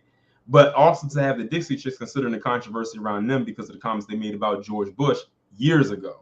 Like that's how their career kind of stalled because of the comments they made about him. So for them to have her and them singing that song and performing that song on that stage, especially when no one knew they were going to do the song, that was a big deal. They actually came out and said the next day that that section that lasted probably all of 5 minutes or so was the highest rated section or the highest rated watch part of their show for that entire night. They said once they went off stage, the ratings dropped. So that was saying something at that, at that time, because, when people hear that name Beyonce and she appears, the ratings are going to just jump up. And they said once they went off stage, the ratings went right back down. To show we are the people who make any genre pop or drop. We're the people who trendsetters of the world. I always said the that. Trendsetters. I remember specifically when Taylor Swift, I was hearing, now I don't follow Taylor Swift, but I was hearing Taylor Swift was, I can't stand her either. She's racist too. People don't want to talk about it. Yeah. But she was falling off. And then she started to go into like a hip hop type pop thing where next thing you know, she's making pop stuff, which is kind of our, even though all genres kind of really came from us, but that's like our thing. She tried to do that. And then once she got her name like back up, then she's like, okay, I can go back to country now. That Miley Cyrus did that too. Oh God. She was rapping all of a sudden and twerking and doing the absolute most, and then she's like, okay, well now I want to be a country girl again. So they use, like, we are the people, when you want notoriety, when you want anything, when you want a trend, when you want something, you either go to black people or you go to like a black style. You follow black people lead. That's when black people do something, everybody watches. I remember on your live when I was commenting when you were talking about TikTok and how TikTok had it where all of the PC people were getting like the boost, the TikTok boost, and all of the fame for it. And it was black people making the dances. Black people were the ones making the dances, making the trends and stuff. PC people were copying that, and then they were getting millions of views. They were getting boosted by the algorithm. And then that made the black TikTokers like, okay, we're not making any new content. We're not making any new dances. We're not doing any of that. And the PC people, y'all got to come up with that by yourself. And they couldn't do it. They couldn't do it. They tried. It was trash. Everything was trash. To show these PC people, especially as far as entertainment, they really follow behind black people. They really follow behind us. Yeah, exactly. Yeah, and not just even in the TikToks of the people dancing, but even the TikToks that like where people like the voiceover, the TikToks or the reenactment ones and everything like that. And you can always tell when a black person put their stamp on it versus when a white person is copying it. It doesn't look right at all. It doesn't flow. It's like it doesn't move naturally. It moves kind of stiff or artificial. Like it almost looks like it's painful. It's almost like watching someone trying to pass a kidney stone. It is painful. So, but I definitely salute the black TikTokers for going on that strike. I don't know how long the strike actually lasted, but I'm actually proud that they actually did do that. I was actually kind of surprised that they did. And I can understand why they did, because like you said, because a lot of people made a lot of money off of TikTok, because you know if you blow up, like TikTok will pay you, just like on YouTube. And but the thing is, a lot of them ended up getting on shows, like on late night talk shows, to talk about a viral TikTok they did. But the TikTok came from a black person, and they don't get one call. And it was like, okay, fine, we're not going to upload any more content that's like that for you to copy and steal from me until I get the credit that I feel I deserve. And the thing that also makes it even worse is that even if the show didn't call the black person who created the TikTok to come on the show, the person who got the call could have at least had the decency to call the person they got it from and say, hey, look, I'm going on this show. Would you like to make an appearance with me? That way, that person can come on there and then they can say, I'm not, you know, to be honest, even though I blew up from this, this is the person that was the originator of it. That way, that person can get some shine. But that's too much like right. So we know that's not going to happen. Yeah, exactly. What they'll do is they'll try their best to hide everything as far as who created it. Mm-hmm. And that gives the implication that they created it. I remember seeing it, and I think that case, I saw a lot of articles on it. I think that situation kind of went viral, and people were upset about that because that happens a lot of times. That happens. I remember specifically hearing a case. I think this year, no, it was last year, definitely sometime, when the person who created the Matrix series, the concept of the Matrix. Sophia Stewart. I'm familiar with Sophia Stewart. Actually know somebody who knows her personally. Really? And it's so messed up what they did to that woman and stole her franchise like that and turned it into what it is now. And don't get me wrong, the first trilogy of the Matrix, like, you know, they're helmed up as classics. That last one though was some garbage. I highly recommend that if no one has seen Matrix Resurrections, don't watch it. It was hard to watch. But I saw it, and I'm sitting up there thinking, like, why did they do this? Yeah, they could have just left it alone. I swear. Yeah. And I was a little excited, but I'm watching. I'm like, they should have just left this alone. Yeah, like they didn't. Yeah, like, I didn't like it at all. That's probably like last year. That was probably one of the worst movies I saw of 2021, honestly.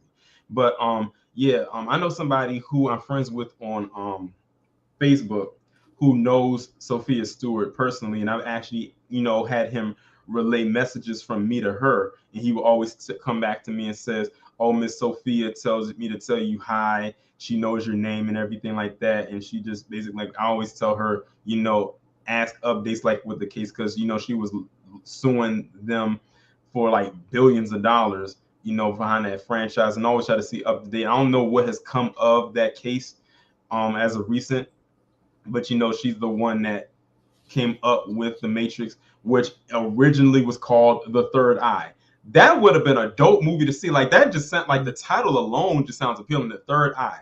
And then she also was behind the Terminator series, which of course was another world-renowned, famous series of movies. Although I stopped watching after the second one, which in my opinion was the best one. Judgment Day is like a classic. That movie was ahead of its time.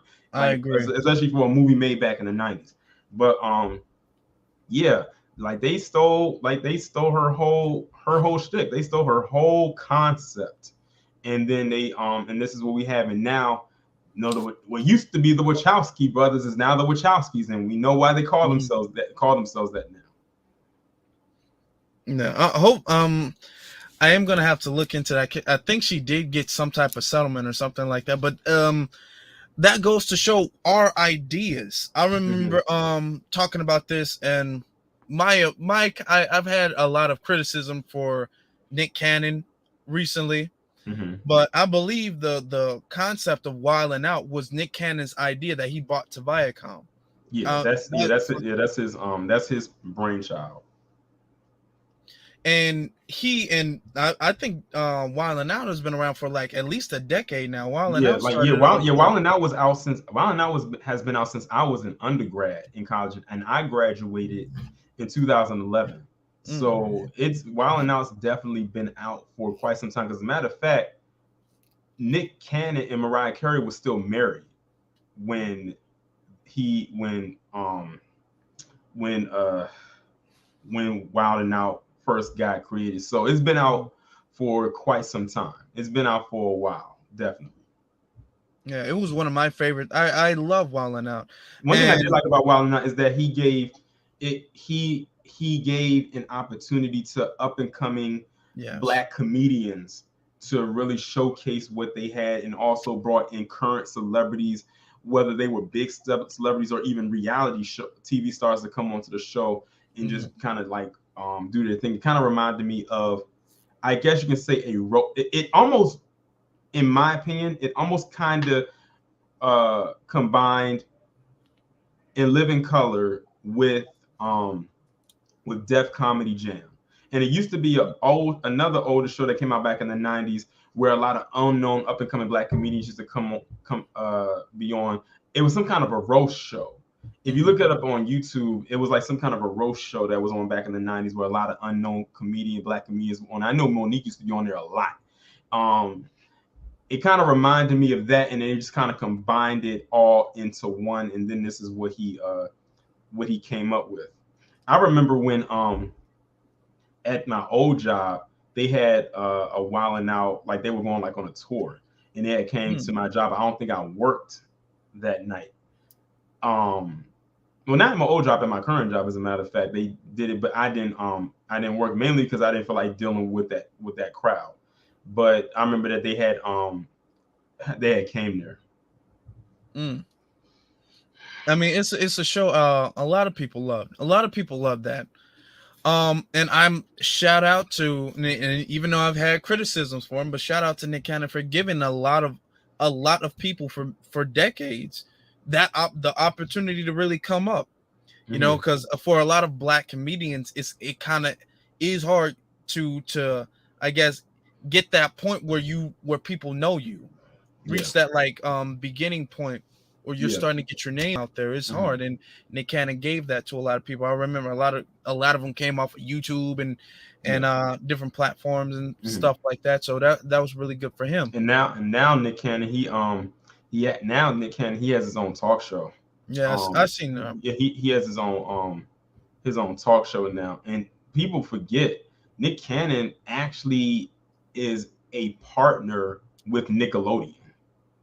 Like, he actually has a percentage stake in the Nickelodeon channel, which is why whenever they would have the Kids Choice Awards, which airs on Nickelodeon, he would always be there because he's a partner of that company. So a lot of people think that Nick Cannon is broke. That man is far from broke. He may not have as much money as his ex-wife, but he's not broke at all, especially for a man that has that many kids. That man has a whole dream team. But I do feel bad in the aspect that, you know, his youngest son passed away. He actually had talked about that on his talk show about over a month ago. He said his son had like I think a brain tumor that had cancer in it, and he died, and he was only like 6 months old. So Nick Cannon definitely is not broke by any measure of the word. But we was just very upset when he pulled that stunt a couple years ago, and he was like, Nick, we are on, the community has your back, we are on your side, like, just don't fold. Like, look at Dave Chappelle. He's like the litmus test right there. If you don't fold and don't buckle, you're going to have the support of the people. And look, and Dave Chappelle came out on top. And with Netflix, because see, the thing is, Netflix knows they're not going to cut off a cash flow with Dave Chappelle, even if Dave Chappelle decided that he wasn't going to do anything with Netflix anymore. Netflix knows that Dave Chappelle brought in a lot of revenue and a lot of subscription for them, and bought even more after this recent thing, you know, with the Academy and all that stuff. That I'm glad that's kind of like died down a little bit, because they overextended that. Yeah, way past than what it needed to be.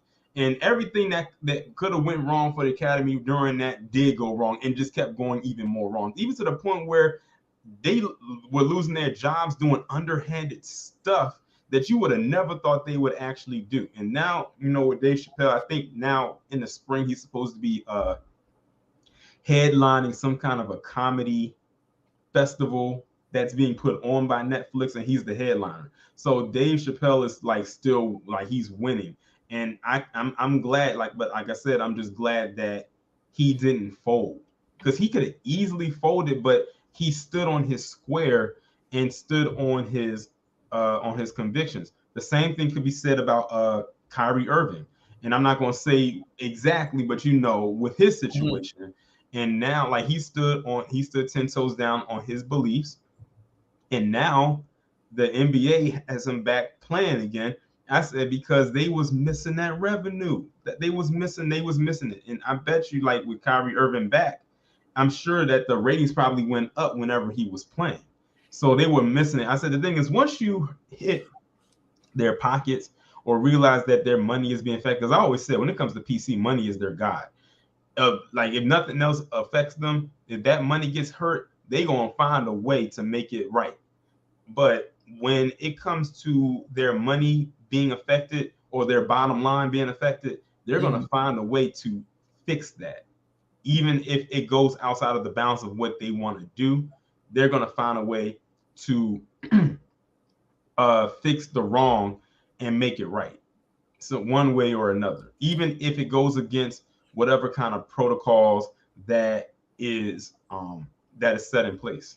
Why do you think now, when it comes to everything going on in the world with Wuvit and whatnot, they're constantly remixing a whole bunch of stuff up? It's like nothing's going according to plan. Exactly. Just real quick, you did a video about Stephen A. Smith. As far as the when it came to the Kyrie situation, because Aaron Rodgers, the quarterback for the Packers, had a situation somewhat similar, a little worse to be honest, than Kyrie's, because at least Kyrie was out in the open and he was honest about it. Exactly. Aaron Rodgers lied about his situation, but you saw a completely different reaction by Stephen. From response from Stephen A. Smith. Yeah. And you're going to see a different one with who's that tennis player from Australia, Novak Djokovic, that the tennis player out of Australia. I always thought he was a prick anyway, because he outside of him playing tennis or being a good tennis player, a lot of people really don't. I never really heard a lot of people say good things about him, but basically he broke the protocols as well. And I said, I bet you Stephen A. Smith isn't going to say anything about that or anything like that, but he has all the smoke for every type of black athlete that he can think of. And it's crazy because Stephen A. Smith, he ended up catching Wuvit, but Kyrie Irving didn't. We never heard or got any report that Kyrie caught it or tested positive. And as far as we know, Stephen A. Smith took the jab, and Kyrie Irving, as far as we know, never did, and he's negative as far as we know. So that's another reason why I had to come out and do a video talking about that situation, because I was like, you still don't have the smoke for it. And the thing is, he wants to sit around and pretend like he doesn't understand what we're talking about when we say that the tone is different. He knows the tone is different.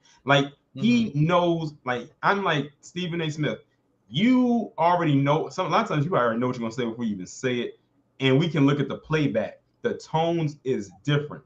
And even when you try to elevate your tone when it comes to talking about other groups of people, it seems forced. It doesn't seem genuine. It's like you're trying to do us a favor.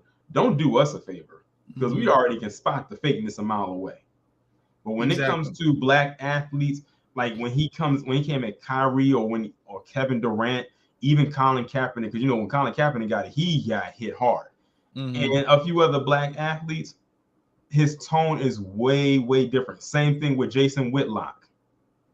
That's another one I can't stand. I don't know who I can't stand more, him or Stephen A. Smith, because both of them get on my nerves. But I think Jason Whitlock has a slight edge on Stephen A. Smith, because I'm just glad he just stopped wearing them fedoras, because them things, he know them things are too small for his head.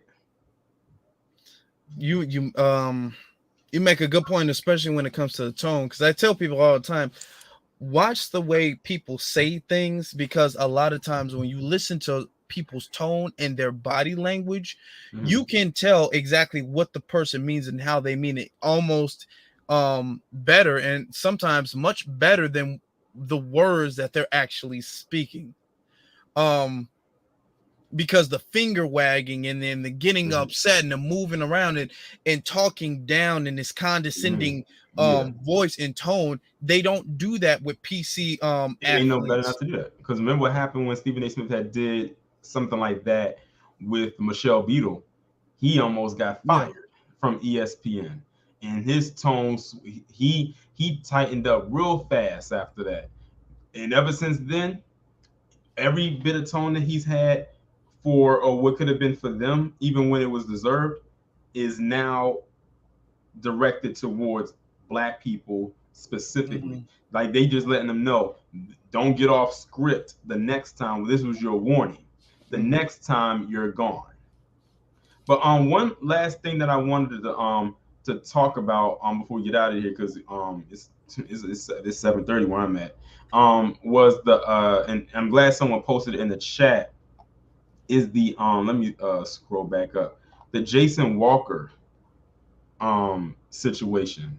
I'm not even gonna lie, I haven't really gotten a chance to really look too much into it. I've seen like the videos and everything like that, and of course, you already know, mainstream media is gonna spin this in a way to try to make it seem like he was the bad guy, when clearly he was not.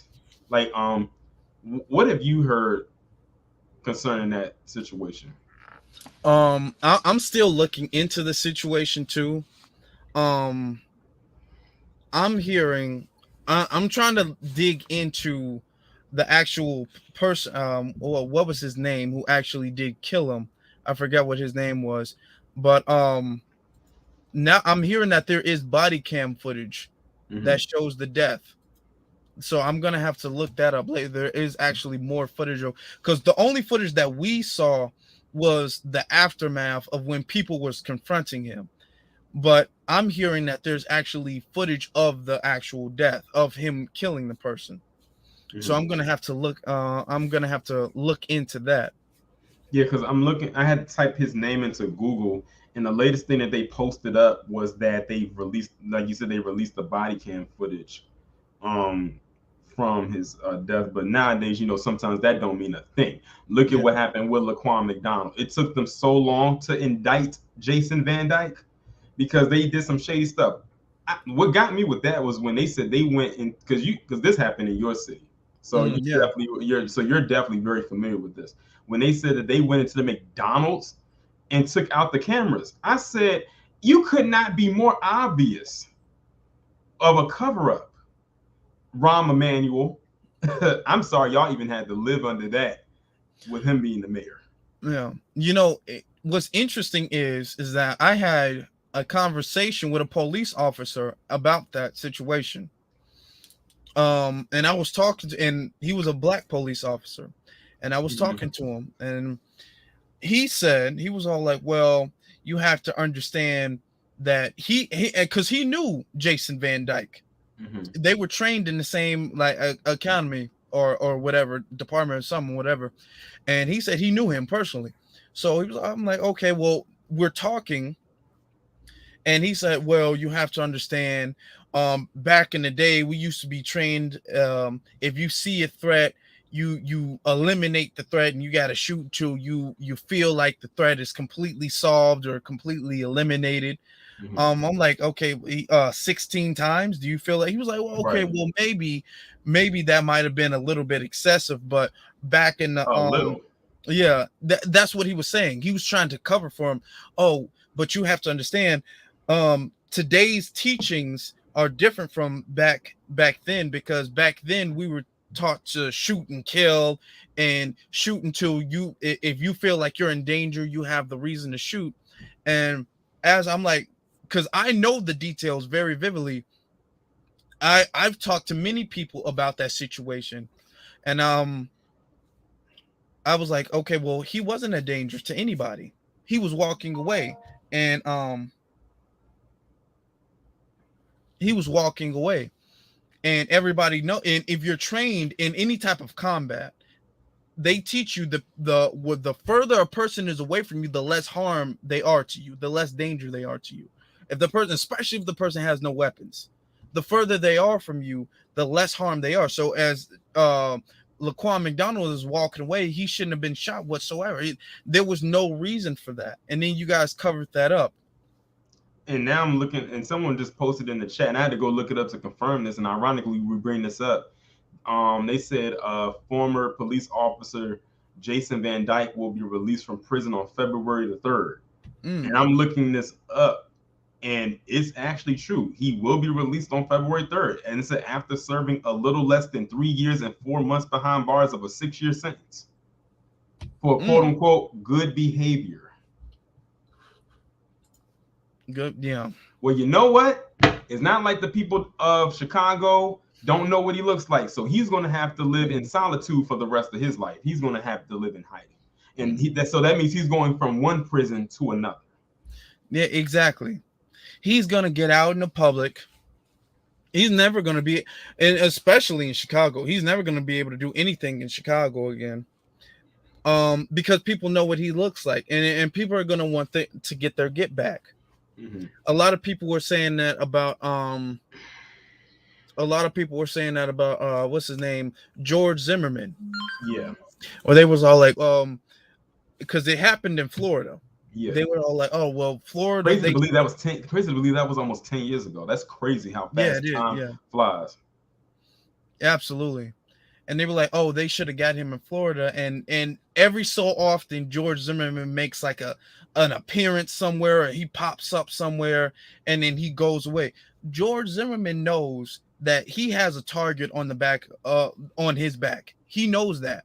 He knows anytime, anywhere, if he gets caught lacking, that's, you know, and almost people are gonna address him. And almost did. Remember that time when he was driving somewhere. I think he was driving. I forgot where he was going, and he was taunting somebody in traffic. And the person like pulled their gun out and started shooting at his windshield. I said, he's lucky that person didn't have the best aim, because if they did, they would have blew his head off. Because they said the only injury that George Zimmerman got from that shooting was like the glass particles hitting him in the face. That was it. But you know, they actually charged and threw the person in jail who actually did it though. And I think it was another PC guy that did it. And keep in mind, this you know, George Zimmerman, he also went to a bar or something like that and was messing with people because he was busy trolling. Now that was a while ago when he still had somewhat support of his peers, but I think his support has completely run dry. I think the people finally realized that this guy's nothing more than a menace. And that's why you really don't see, or should I say, hear about him anymore. You know, he said that he wanted to fight. What rapper he said he wanted to fight? Was it Jay-Z? Or he said he wanted to fight Jay-Z or something like that. But we knew that wasn't going to happen. But you know, the last thing we heard about him, he was in another state talking, like supposed to be doing some kind of conference, but they canceled it or whatever because they already knew if they had that up there, they probably would have burned that place to the ground, no matter who was in it, just as long as he was in it. Yeah. But and then we really haven't seen, or should I say, heard about him since then. So he just basically likes to pop up from places. So George Zimmerman isn't necessarily walking around freely like people think he is, because we know what he looks like. So he's not just walking around, just walking down the block, going to the gym, not that he was going before, doing casual things that like regular everyday people are doing, because I'm almost certain he would catch the fade. If one person is willing to shoot at him while he's in his car, someone out there is not afraid to throw some hands. Exactly. So he's not as free as you think. Another one, Casey Anthony. When's the last time we heard about her? Like, let's be real here. We know that woman killed her daughter. Yes. I don't care what the outcome of the case was. She did it. She flat out did it because she wanted to be young and thotting around, and she didn't want to take care of responsibilities, and she felt the child was holding her back. So we don't really see or hear much of anything. But I think the most recent thing we heard about her was she was trying to do some reality show or whatever, but I don't think that went very far. I said, good, because no one's going to watch a person who because we all we can say now is allegedly because she's found guilty that allegedly killed their daughter have a show where she's supposedly entertaining people. No one wants to see that.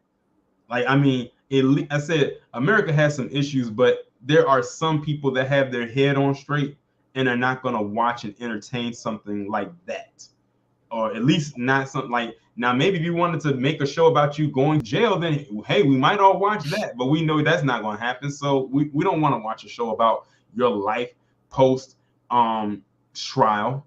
So we really don't see or hear anything about her. I still believe she's in Florida somewhere. Where at, I don't know. I really don't care. I'm not in Florida, and I don't think anyone's going to look for her anyway. Mm-hmm. So, granted, with Jason Van Dyke and now knowing this, and I'm probably going to make a video about this now knowing this, is only so much that he's going to be able to do. We know for a fact he's never going back into law enforcement. That's that's for certain, especially not in Chicago. That's without a given. They're probably going to recommend that when he gets released, that he moves to another state. Exactly. Maybe to like another state in a county in a small town where maybe they aren't too familiar with who he is, and just stay secluded. That he might have to get another identity, like he might have to go into lifetime witness protection or something like that, or something for the rest of his life. Because if he stays in Chicago, it might be a wrap for him. Just like if Derek Chauvin, God forbid, gets some kind of early release or whatever the case may be. Well, shoot, with Derek Chauvin, he might have to leave Earth because the whole world saw him. So I don't think it's anywhere on Earth he can go and hide. But I think the safest place for him to be is in prison right now. That's what I was about to say. Because I think he's not in Gen Pop. He's not with the other inmates. Like he's in like solitary. Like I was reading, I did a video talking about it. They said where Derek Chauvin is, he literally is in something like solitary confinement, where he's in his cell for 23 out of the 24-hour day.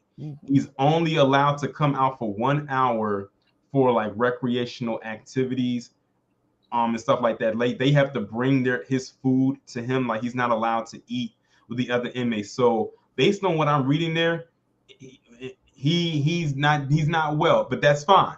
Just imagine having to do that for 22 and a half years.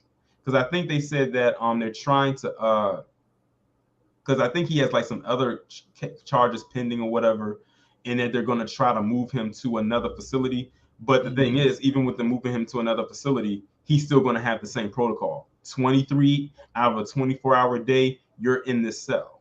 You're not allowed to go outside of this cell. So they basically, like, everything is that he would need is in the cell. Like his toilet is there. I think his a sink is there. Everything is in one room. It's almost like living in an efficiency apartment. Everything's in one room, and he's only allowed to go out for recreational stuff for 1 hour. And when he does do recreational stuff, he has to be like just by himself. He's not allowed to interact with the other inmates, and probably for good reason, because they probably would try to tear him apart. Yeah. After what they learned about him. So really, Derek Chauvin, he's not living his best life right now. He's miserable. Like, as a matter of fact, when I was reading the article, according to his attorneys, he said he's lonely. And I said, do you want me to shed a thug tear for that? Because if you want me to, you're not going to get it from me. You might get tears of joy, but you might not get that either. But it is what it is. Like, I'm not going to sit here and feel bad for this guy who is definitely a menace to society, not only for what he did to George Floyd, but he's done this to other people. Remember, he did something like this to a teenager a couple of years ago. And I think with that one, I think they said the charges with that one got dropped, or they found him not guilty of that, or whatever the case may be. Because they already knew if he got found guilty of that, that's more years that he has on top of that. And don't forget, he still has more charges. Because remember, the other 3 cops that were involved, they haven't gone to trial yet. And I think their trial is coming up, if I'm not mistaken, in March. So that's coming up soon. Because recently, he was pleading not guilty for the longest, got found guilty, but then he switched it to guilty more recently. And I forgot what the reasoning was as to why they said why he did it. But that's not going to reduce his sentence in any way. But yeah, he's living very miserable right now. Imagine having to live stay in a cell in a cell, not in a room with four like padded walls, but in a cell by yourself for an entire day, and you're only allowed to walk out of that cell for 1 hour, and then you're back in there for another 23. And I you got would to do lose my that mind. exactly. And I think he's on. I think because of that, I think they got him on suicide watch because they already know that he's probably going to stir crazy up in there. Like that would drive anyone crazy because you're so used to being outside, walking around freely, doing things that people do outside in the regular world. But he blew that, and now here he is. That's one of them things where your privilege did not work in your favor, and now all you can do is sit in your cell and think and recount on why you're there. So I hope that George Floyd is haunting his dreams. I hope that he's coming to him and just sitting like he's hallucinating, like George Floyd is sitting across from him and just talking a whole bunch of crap about him to like in his mental. Like I have a feeling that's probably what is going on. And let's not forget, this guy also has some pending tax evasion fraud charges, along with his estranged wife. Like this guy was no saint by any means. Yes. Yeah, I made a video and I brought up his. I'm like, he didn't have like 18 other cases of police misconduct prior to George Floyd. Like this dude was kind of known as a dirty cop, as like a bad person. This dude has a long history of that. And to be honest, it does put a smile on my face that he's being punished the way he is, because that would drive any human being insane to live in those type of situations, to live in that condition. And then to think when you get out through 2020, you were like the menace of the entire planet. Everybody in the world has seen the video, or at least knows what happened, and they know you did it. Okay, you can't even leave the country and go someplace safe. You can't go into a small town where people can't. If people know you live there, they're pulling up. Yeah. For the rest of your life, people will always be after you. Exactly. Justifiably so. Like he would always have to look over his shoulder. Like he would never have a moment of peace. He would always have to live like in a state of hallucination, and like he's like in his own purgatory right now. Basically, that's basically the best way I can describe it. Is he's in his own sanction of purgatory by himself, like in a space of limbo where only he dwells. And he just better hope that no one can break through, because if they do, it's going to be him and them to the death. And I have a feeling he ain't going to make it out. And someone made a comment. They said it's probably some people in that jail that he arrested. So probably. So with that being said, it's a very good thing that he's not in Gen Pop. Just let him be by himself. Like I said, that's the worst torture. You are in a cell for all that time, and you only get 1 hour to just have rec time or whatever it is that they call it. And even then, you're still being heavily guarded. So you're not really by yourself. You're constantly being watched. Yeah.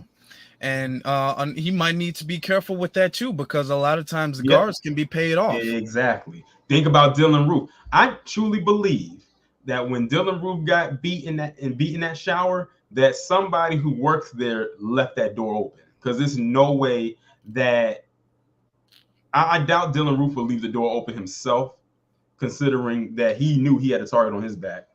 So I truly believe that whatever guard was with him left that door open or left it cracked, and they led whoever beat him, which by the way was a black man, went and beat him in that shower. And then the black man who was in there, I think he was in jail for like some kind of like petty crime or something like that, like theft or whatever. This is one of the few times I saw black people get on code, because the black guy that did it, when we found out who it was, a lot of black people said, where can we put money on his books? When I tell you, when black people got a hold of that information, like his number, like his commissary, they sent so much money to him that he was able to get bonded out of jail. From that, just from that one incident right there, he was able to get bond. He was able to bond himself out of jail because he couldn't afford it before. and he was able to get out of jail. And I think this was in South Carolina before they ended up moving Dylan Roof to another state, a prison in another state. I think they moved him to Indiana or something like that, somewhere in the upper Midwest. But yeah, I remember that, and that put a smile on my face when I saw that. I forgot this guy's name, but I remember what he looked like. He was a dark-skinned guy. He looked like he had dreads. But that's all I can remember of him. I couldn't remember his name. But someone wrote in the chat, Dwayne Stafford. That was his name, Dwayne Stafford. I remember, yeah, Dwayne Stafford. Shout out to that brother. I hope he's doing well. When I heard about that, it immediately made me think of Jeffrey Dahmer. Just the only difference is Dwayne Stafford did not take him out like Jeffrey Dahmer got taken out by Christopher Scarver. But yeah. But I'm gonna actually go ahead and bring this stream to a close because it's almost 8 o'clock where I'm at. We've been on here for over 2 hours, almost 3 hours. Yeah. This is amazing how time just like kind of flies by when we just get into the conversation and everything like that. And that's what I wanted this to flow like, was just a regular conversation. But I definitely appreciate you coming on here and onto my platform just to talk to the people so that people can get a feel for you. I have a feeling that you're going to have a jump in subscribers by the time you get ready to upload or do your next stream. But in case the people who maybe came in late and aren't too familiar with who you are, just like give them like one last little piece, like a little send off. Okay, well, shout out to you, brother Taurean. Definitely, I appreciate you allowing me to be on your platform. This conversation flowed so smoothly that 3 hours just kind of went by, and I enjoyed being here. I really did. I'm gonna have to have you on my channel coming up soon because I do have some videos. You can subscribe to my YouTube channel at Afro Elite. I have my like Instagram and Twitter and all that information in the bio of that. So if you subscribe to my YouTube channel, you can follow me on Twitter and you can follow me on Instagram too. I make my channel. I mainly do live streams. I do have some videos that's recorded and edited, which I'm going to start doing more of. I have group videos as well, but mainly for the most part, I do live streams and I talk about different subjects as far as anything pertaining to Black empowerment. I talk about. I try to do it like once or twice a week. I try to go live once or twice a week to discuss things that's happening in society or things that things that we need to know, things that people might not talk about, a variety of different things. So I appreciate it if you guys subscribe to Afro Elite on YouTube. All right, y'all heard Thank you again, Taurean, for having me. All right, no problem. I'm glad that, like I said, I'm glad I was able to do this. You kind of broke the ice for this year because like you were the first person I collab with on this channel for this year. Hopefully I get to do some more collabs with some more other people down the line, and then a collab with you even again, because I think based on what I'm looking at the chat, they definitely received you well. And that's one of the reasons why I wanted to have you on, because I know that you are a smaller channel and I wanted to, I guess you could say, use this as a vessel to send my people your way, especially since we're on the same wavelength. We pretty much talk about some of the same things, and we're like, as you can see with this conversation we just had, we are definitely of like minds, like most definitely. But I definitely appreciate you coming on. Shout out to everybody in the chat. Shout out to everybody who donated. I have one more video that I'm uploading today. Usually it will only be 2 videos, but because I have this special video that'll be coming up at 9 p.m. Eastern Standard Time. Of course, y'all know I don't upload on Saturday, and then we'll be back at it again on Sunday. So with that being said, y'all have a safe weekend, and I will talk to you all later.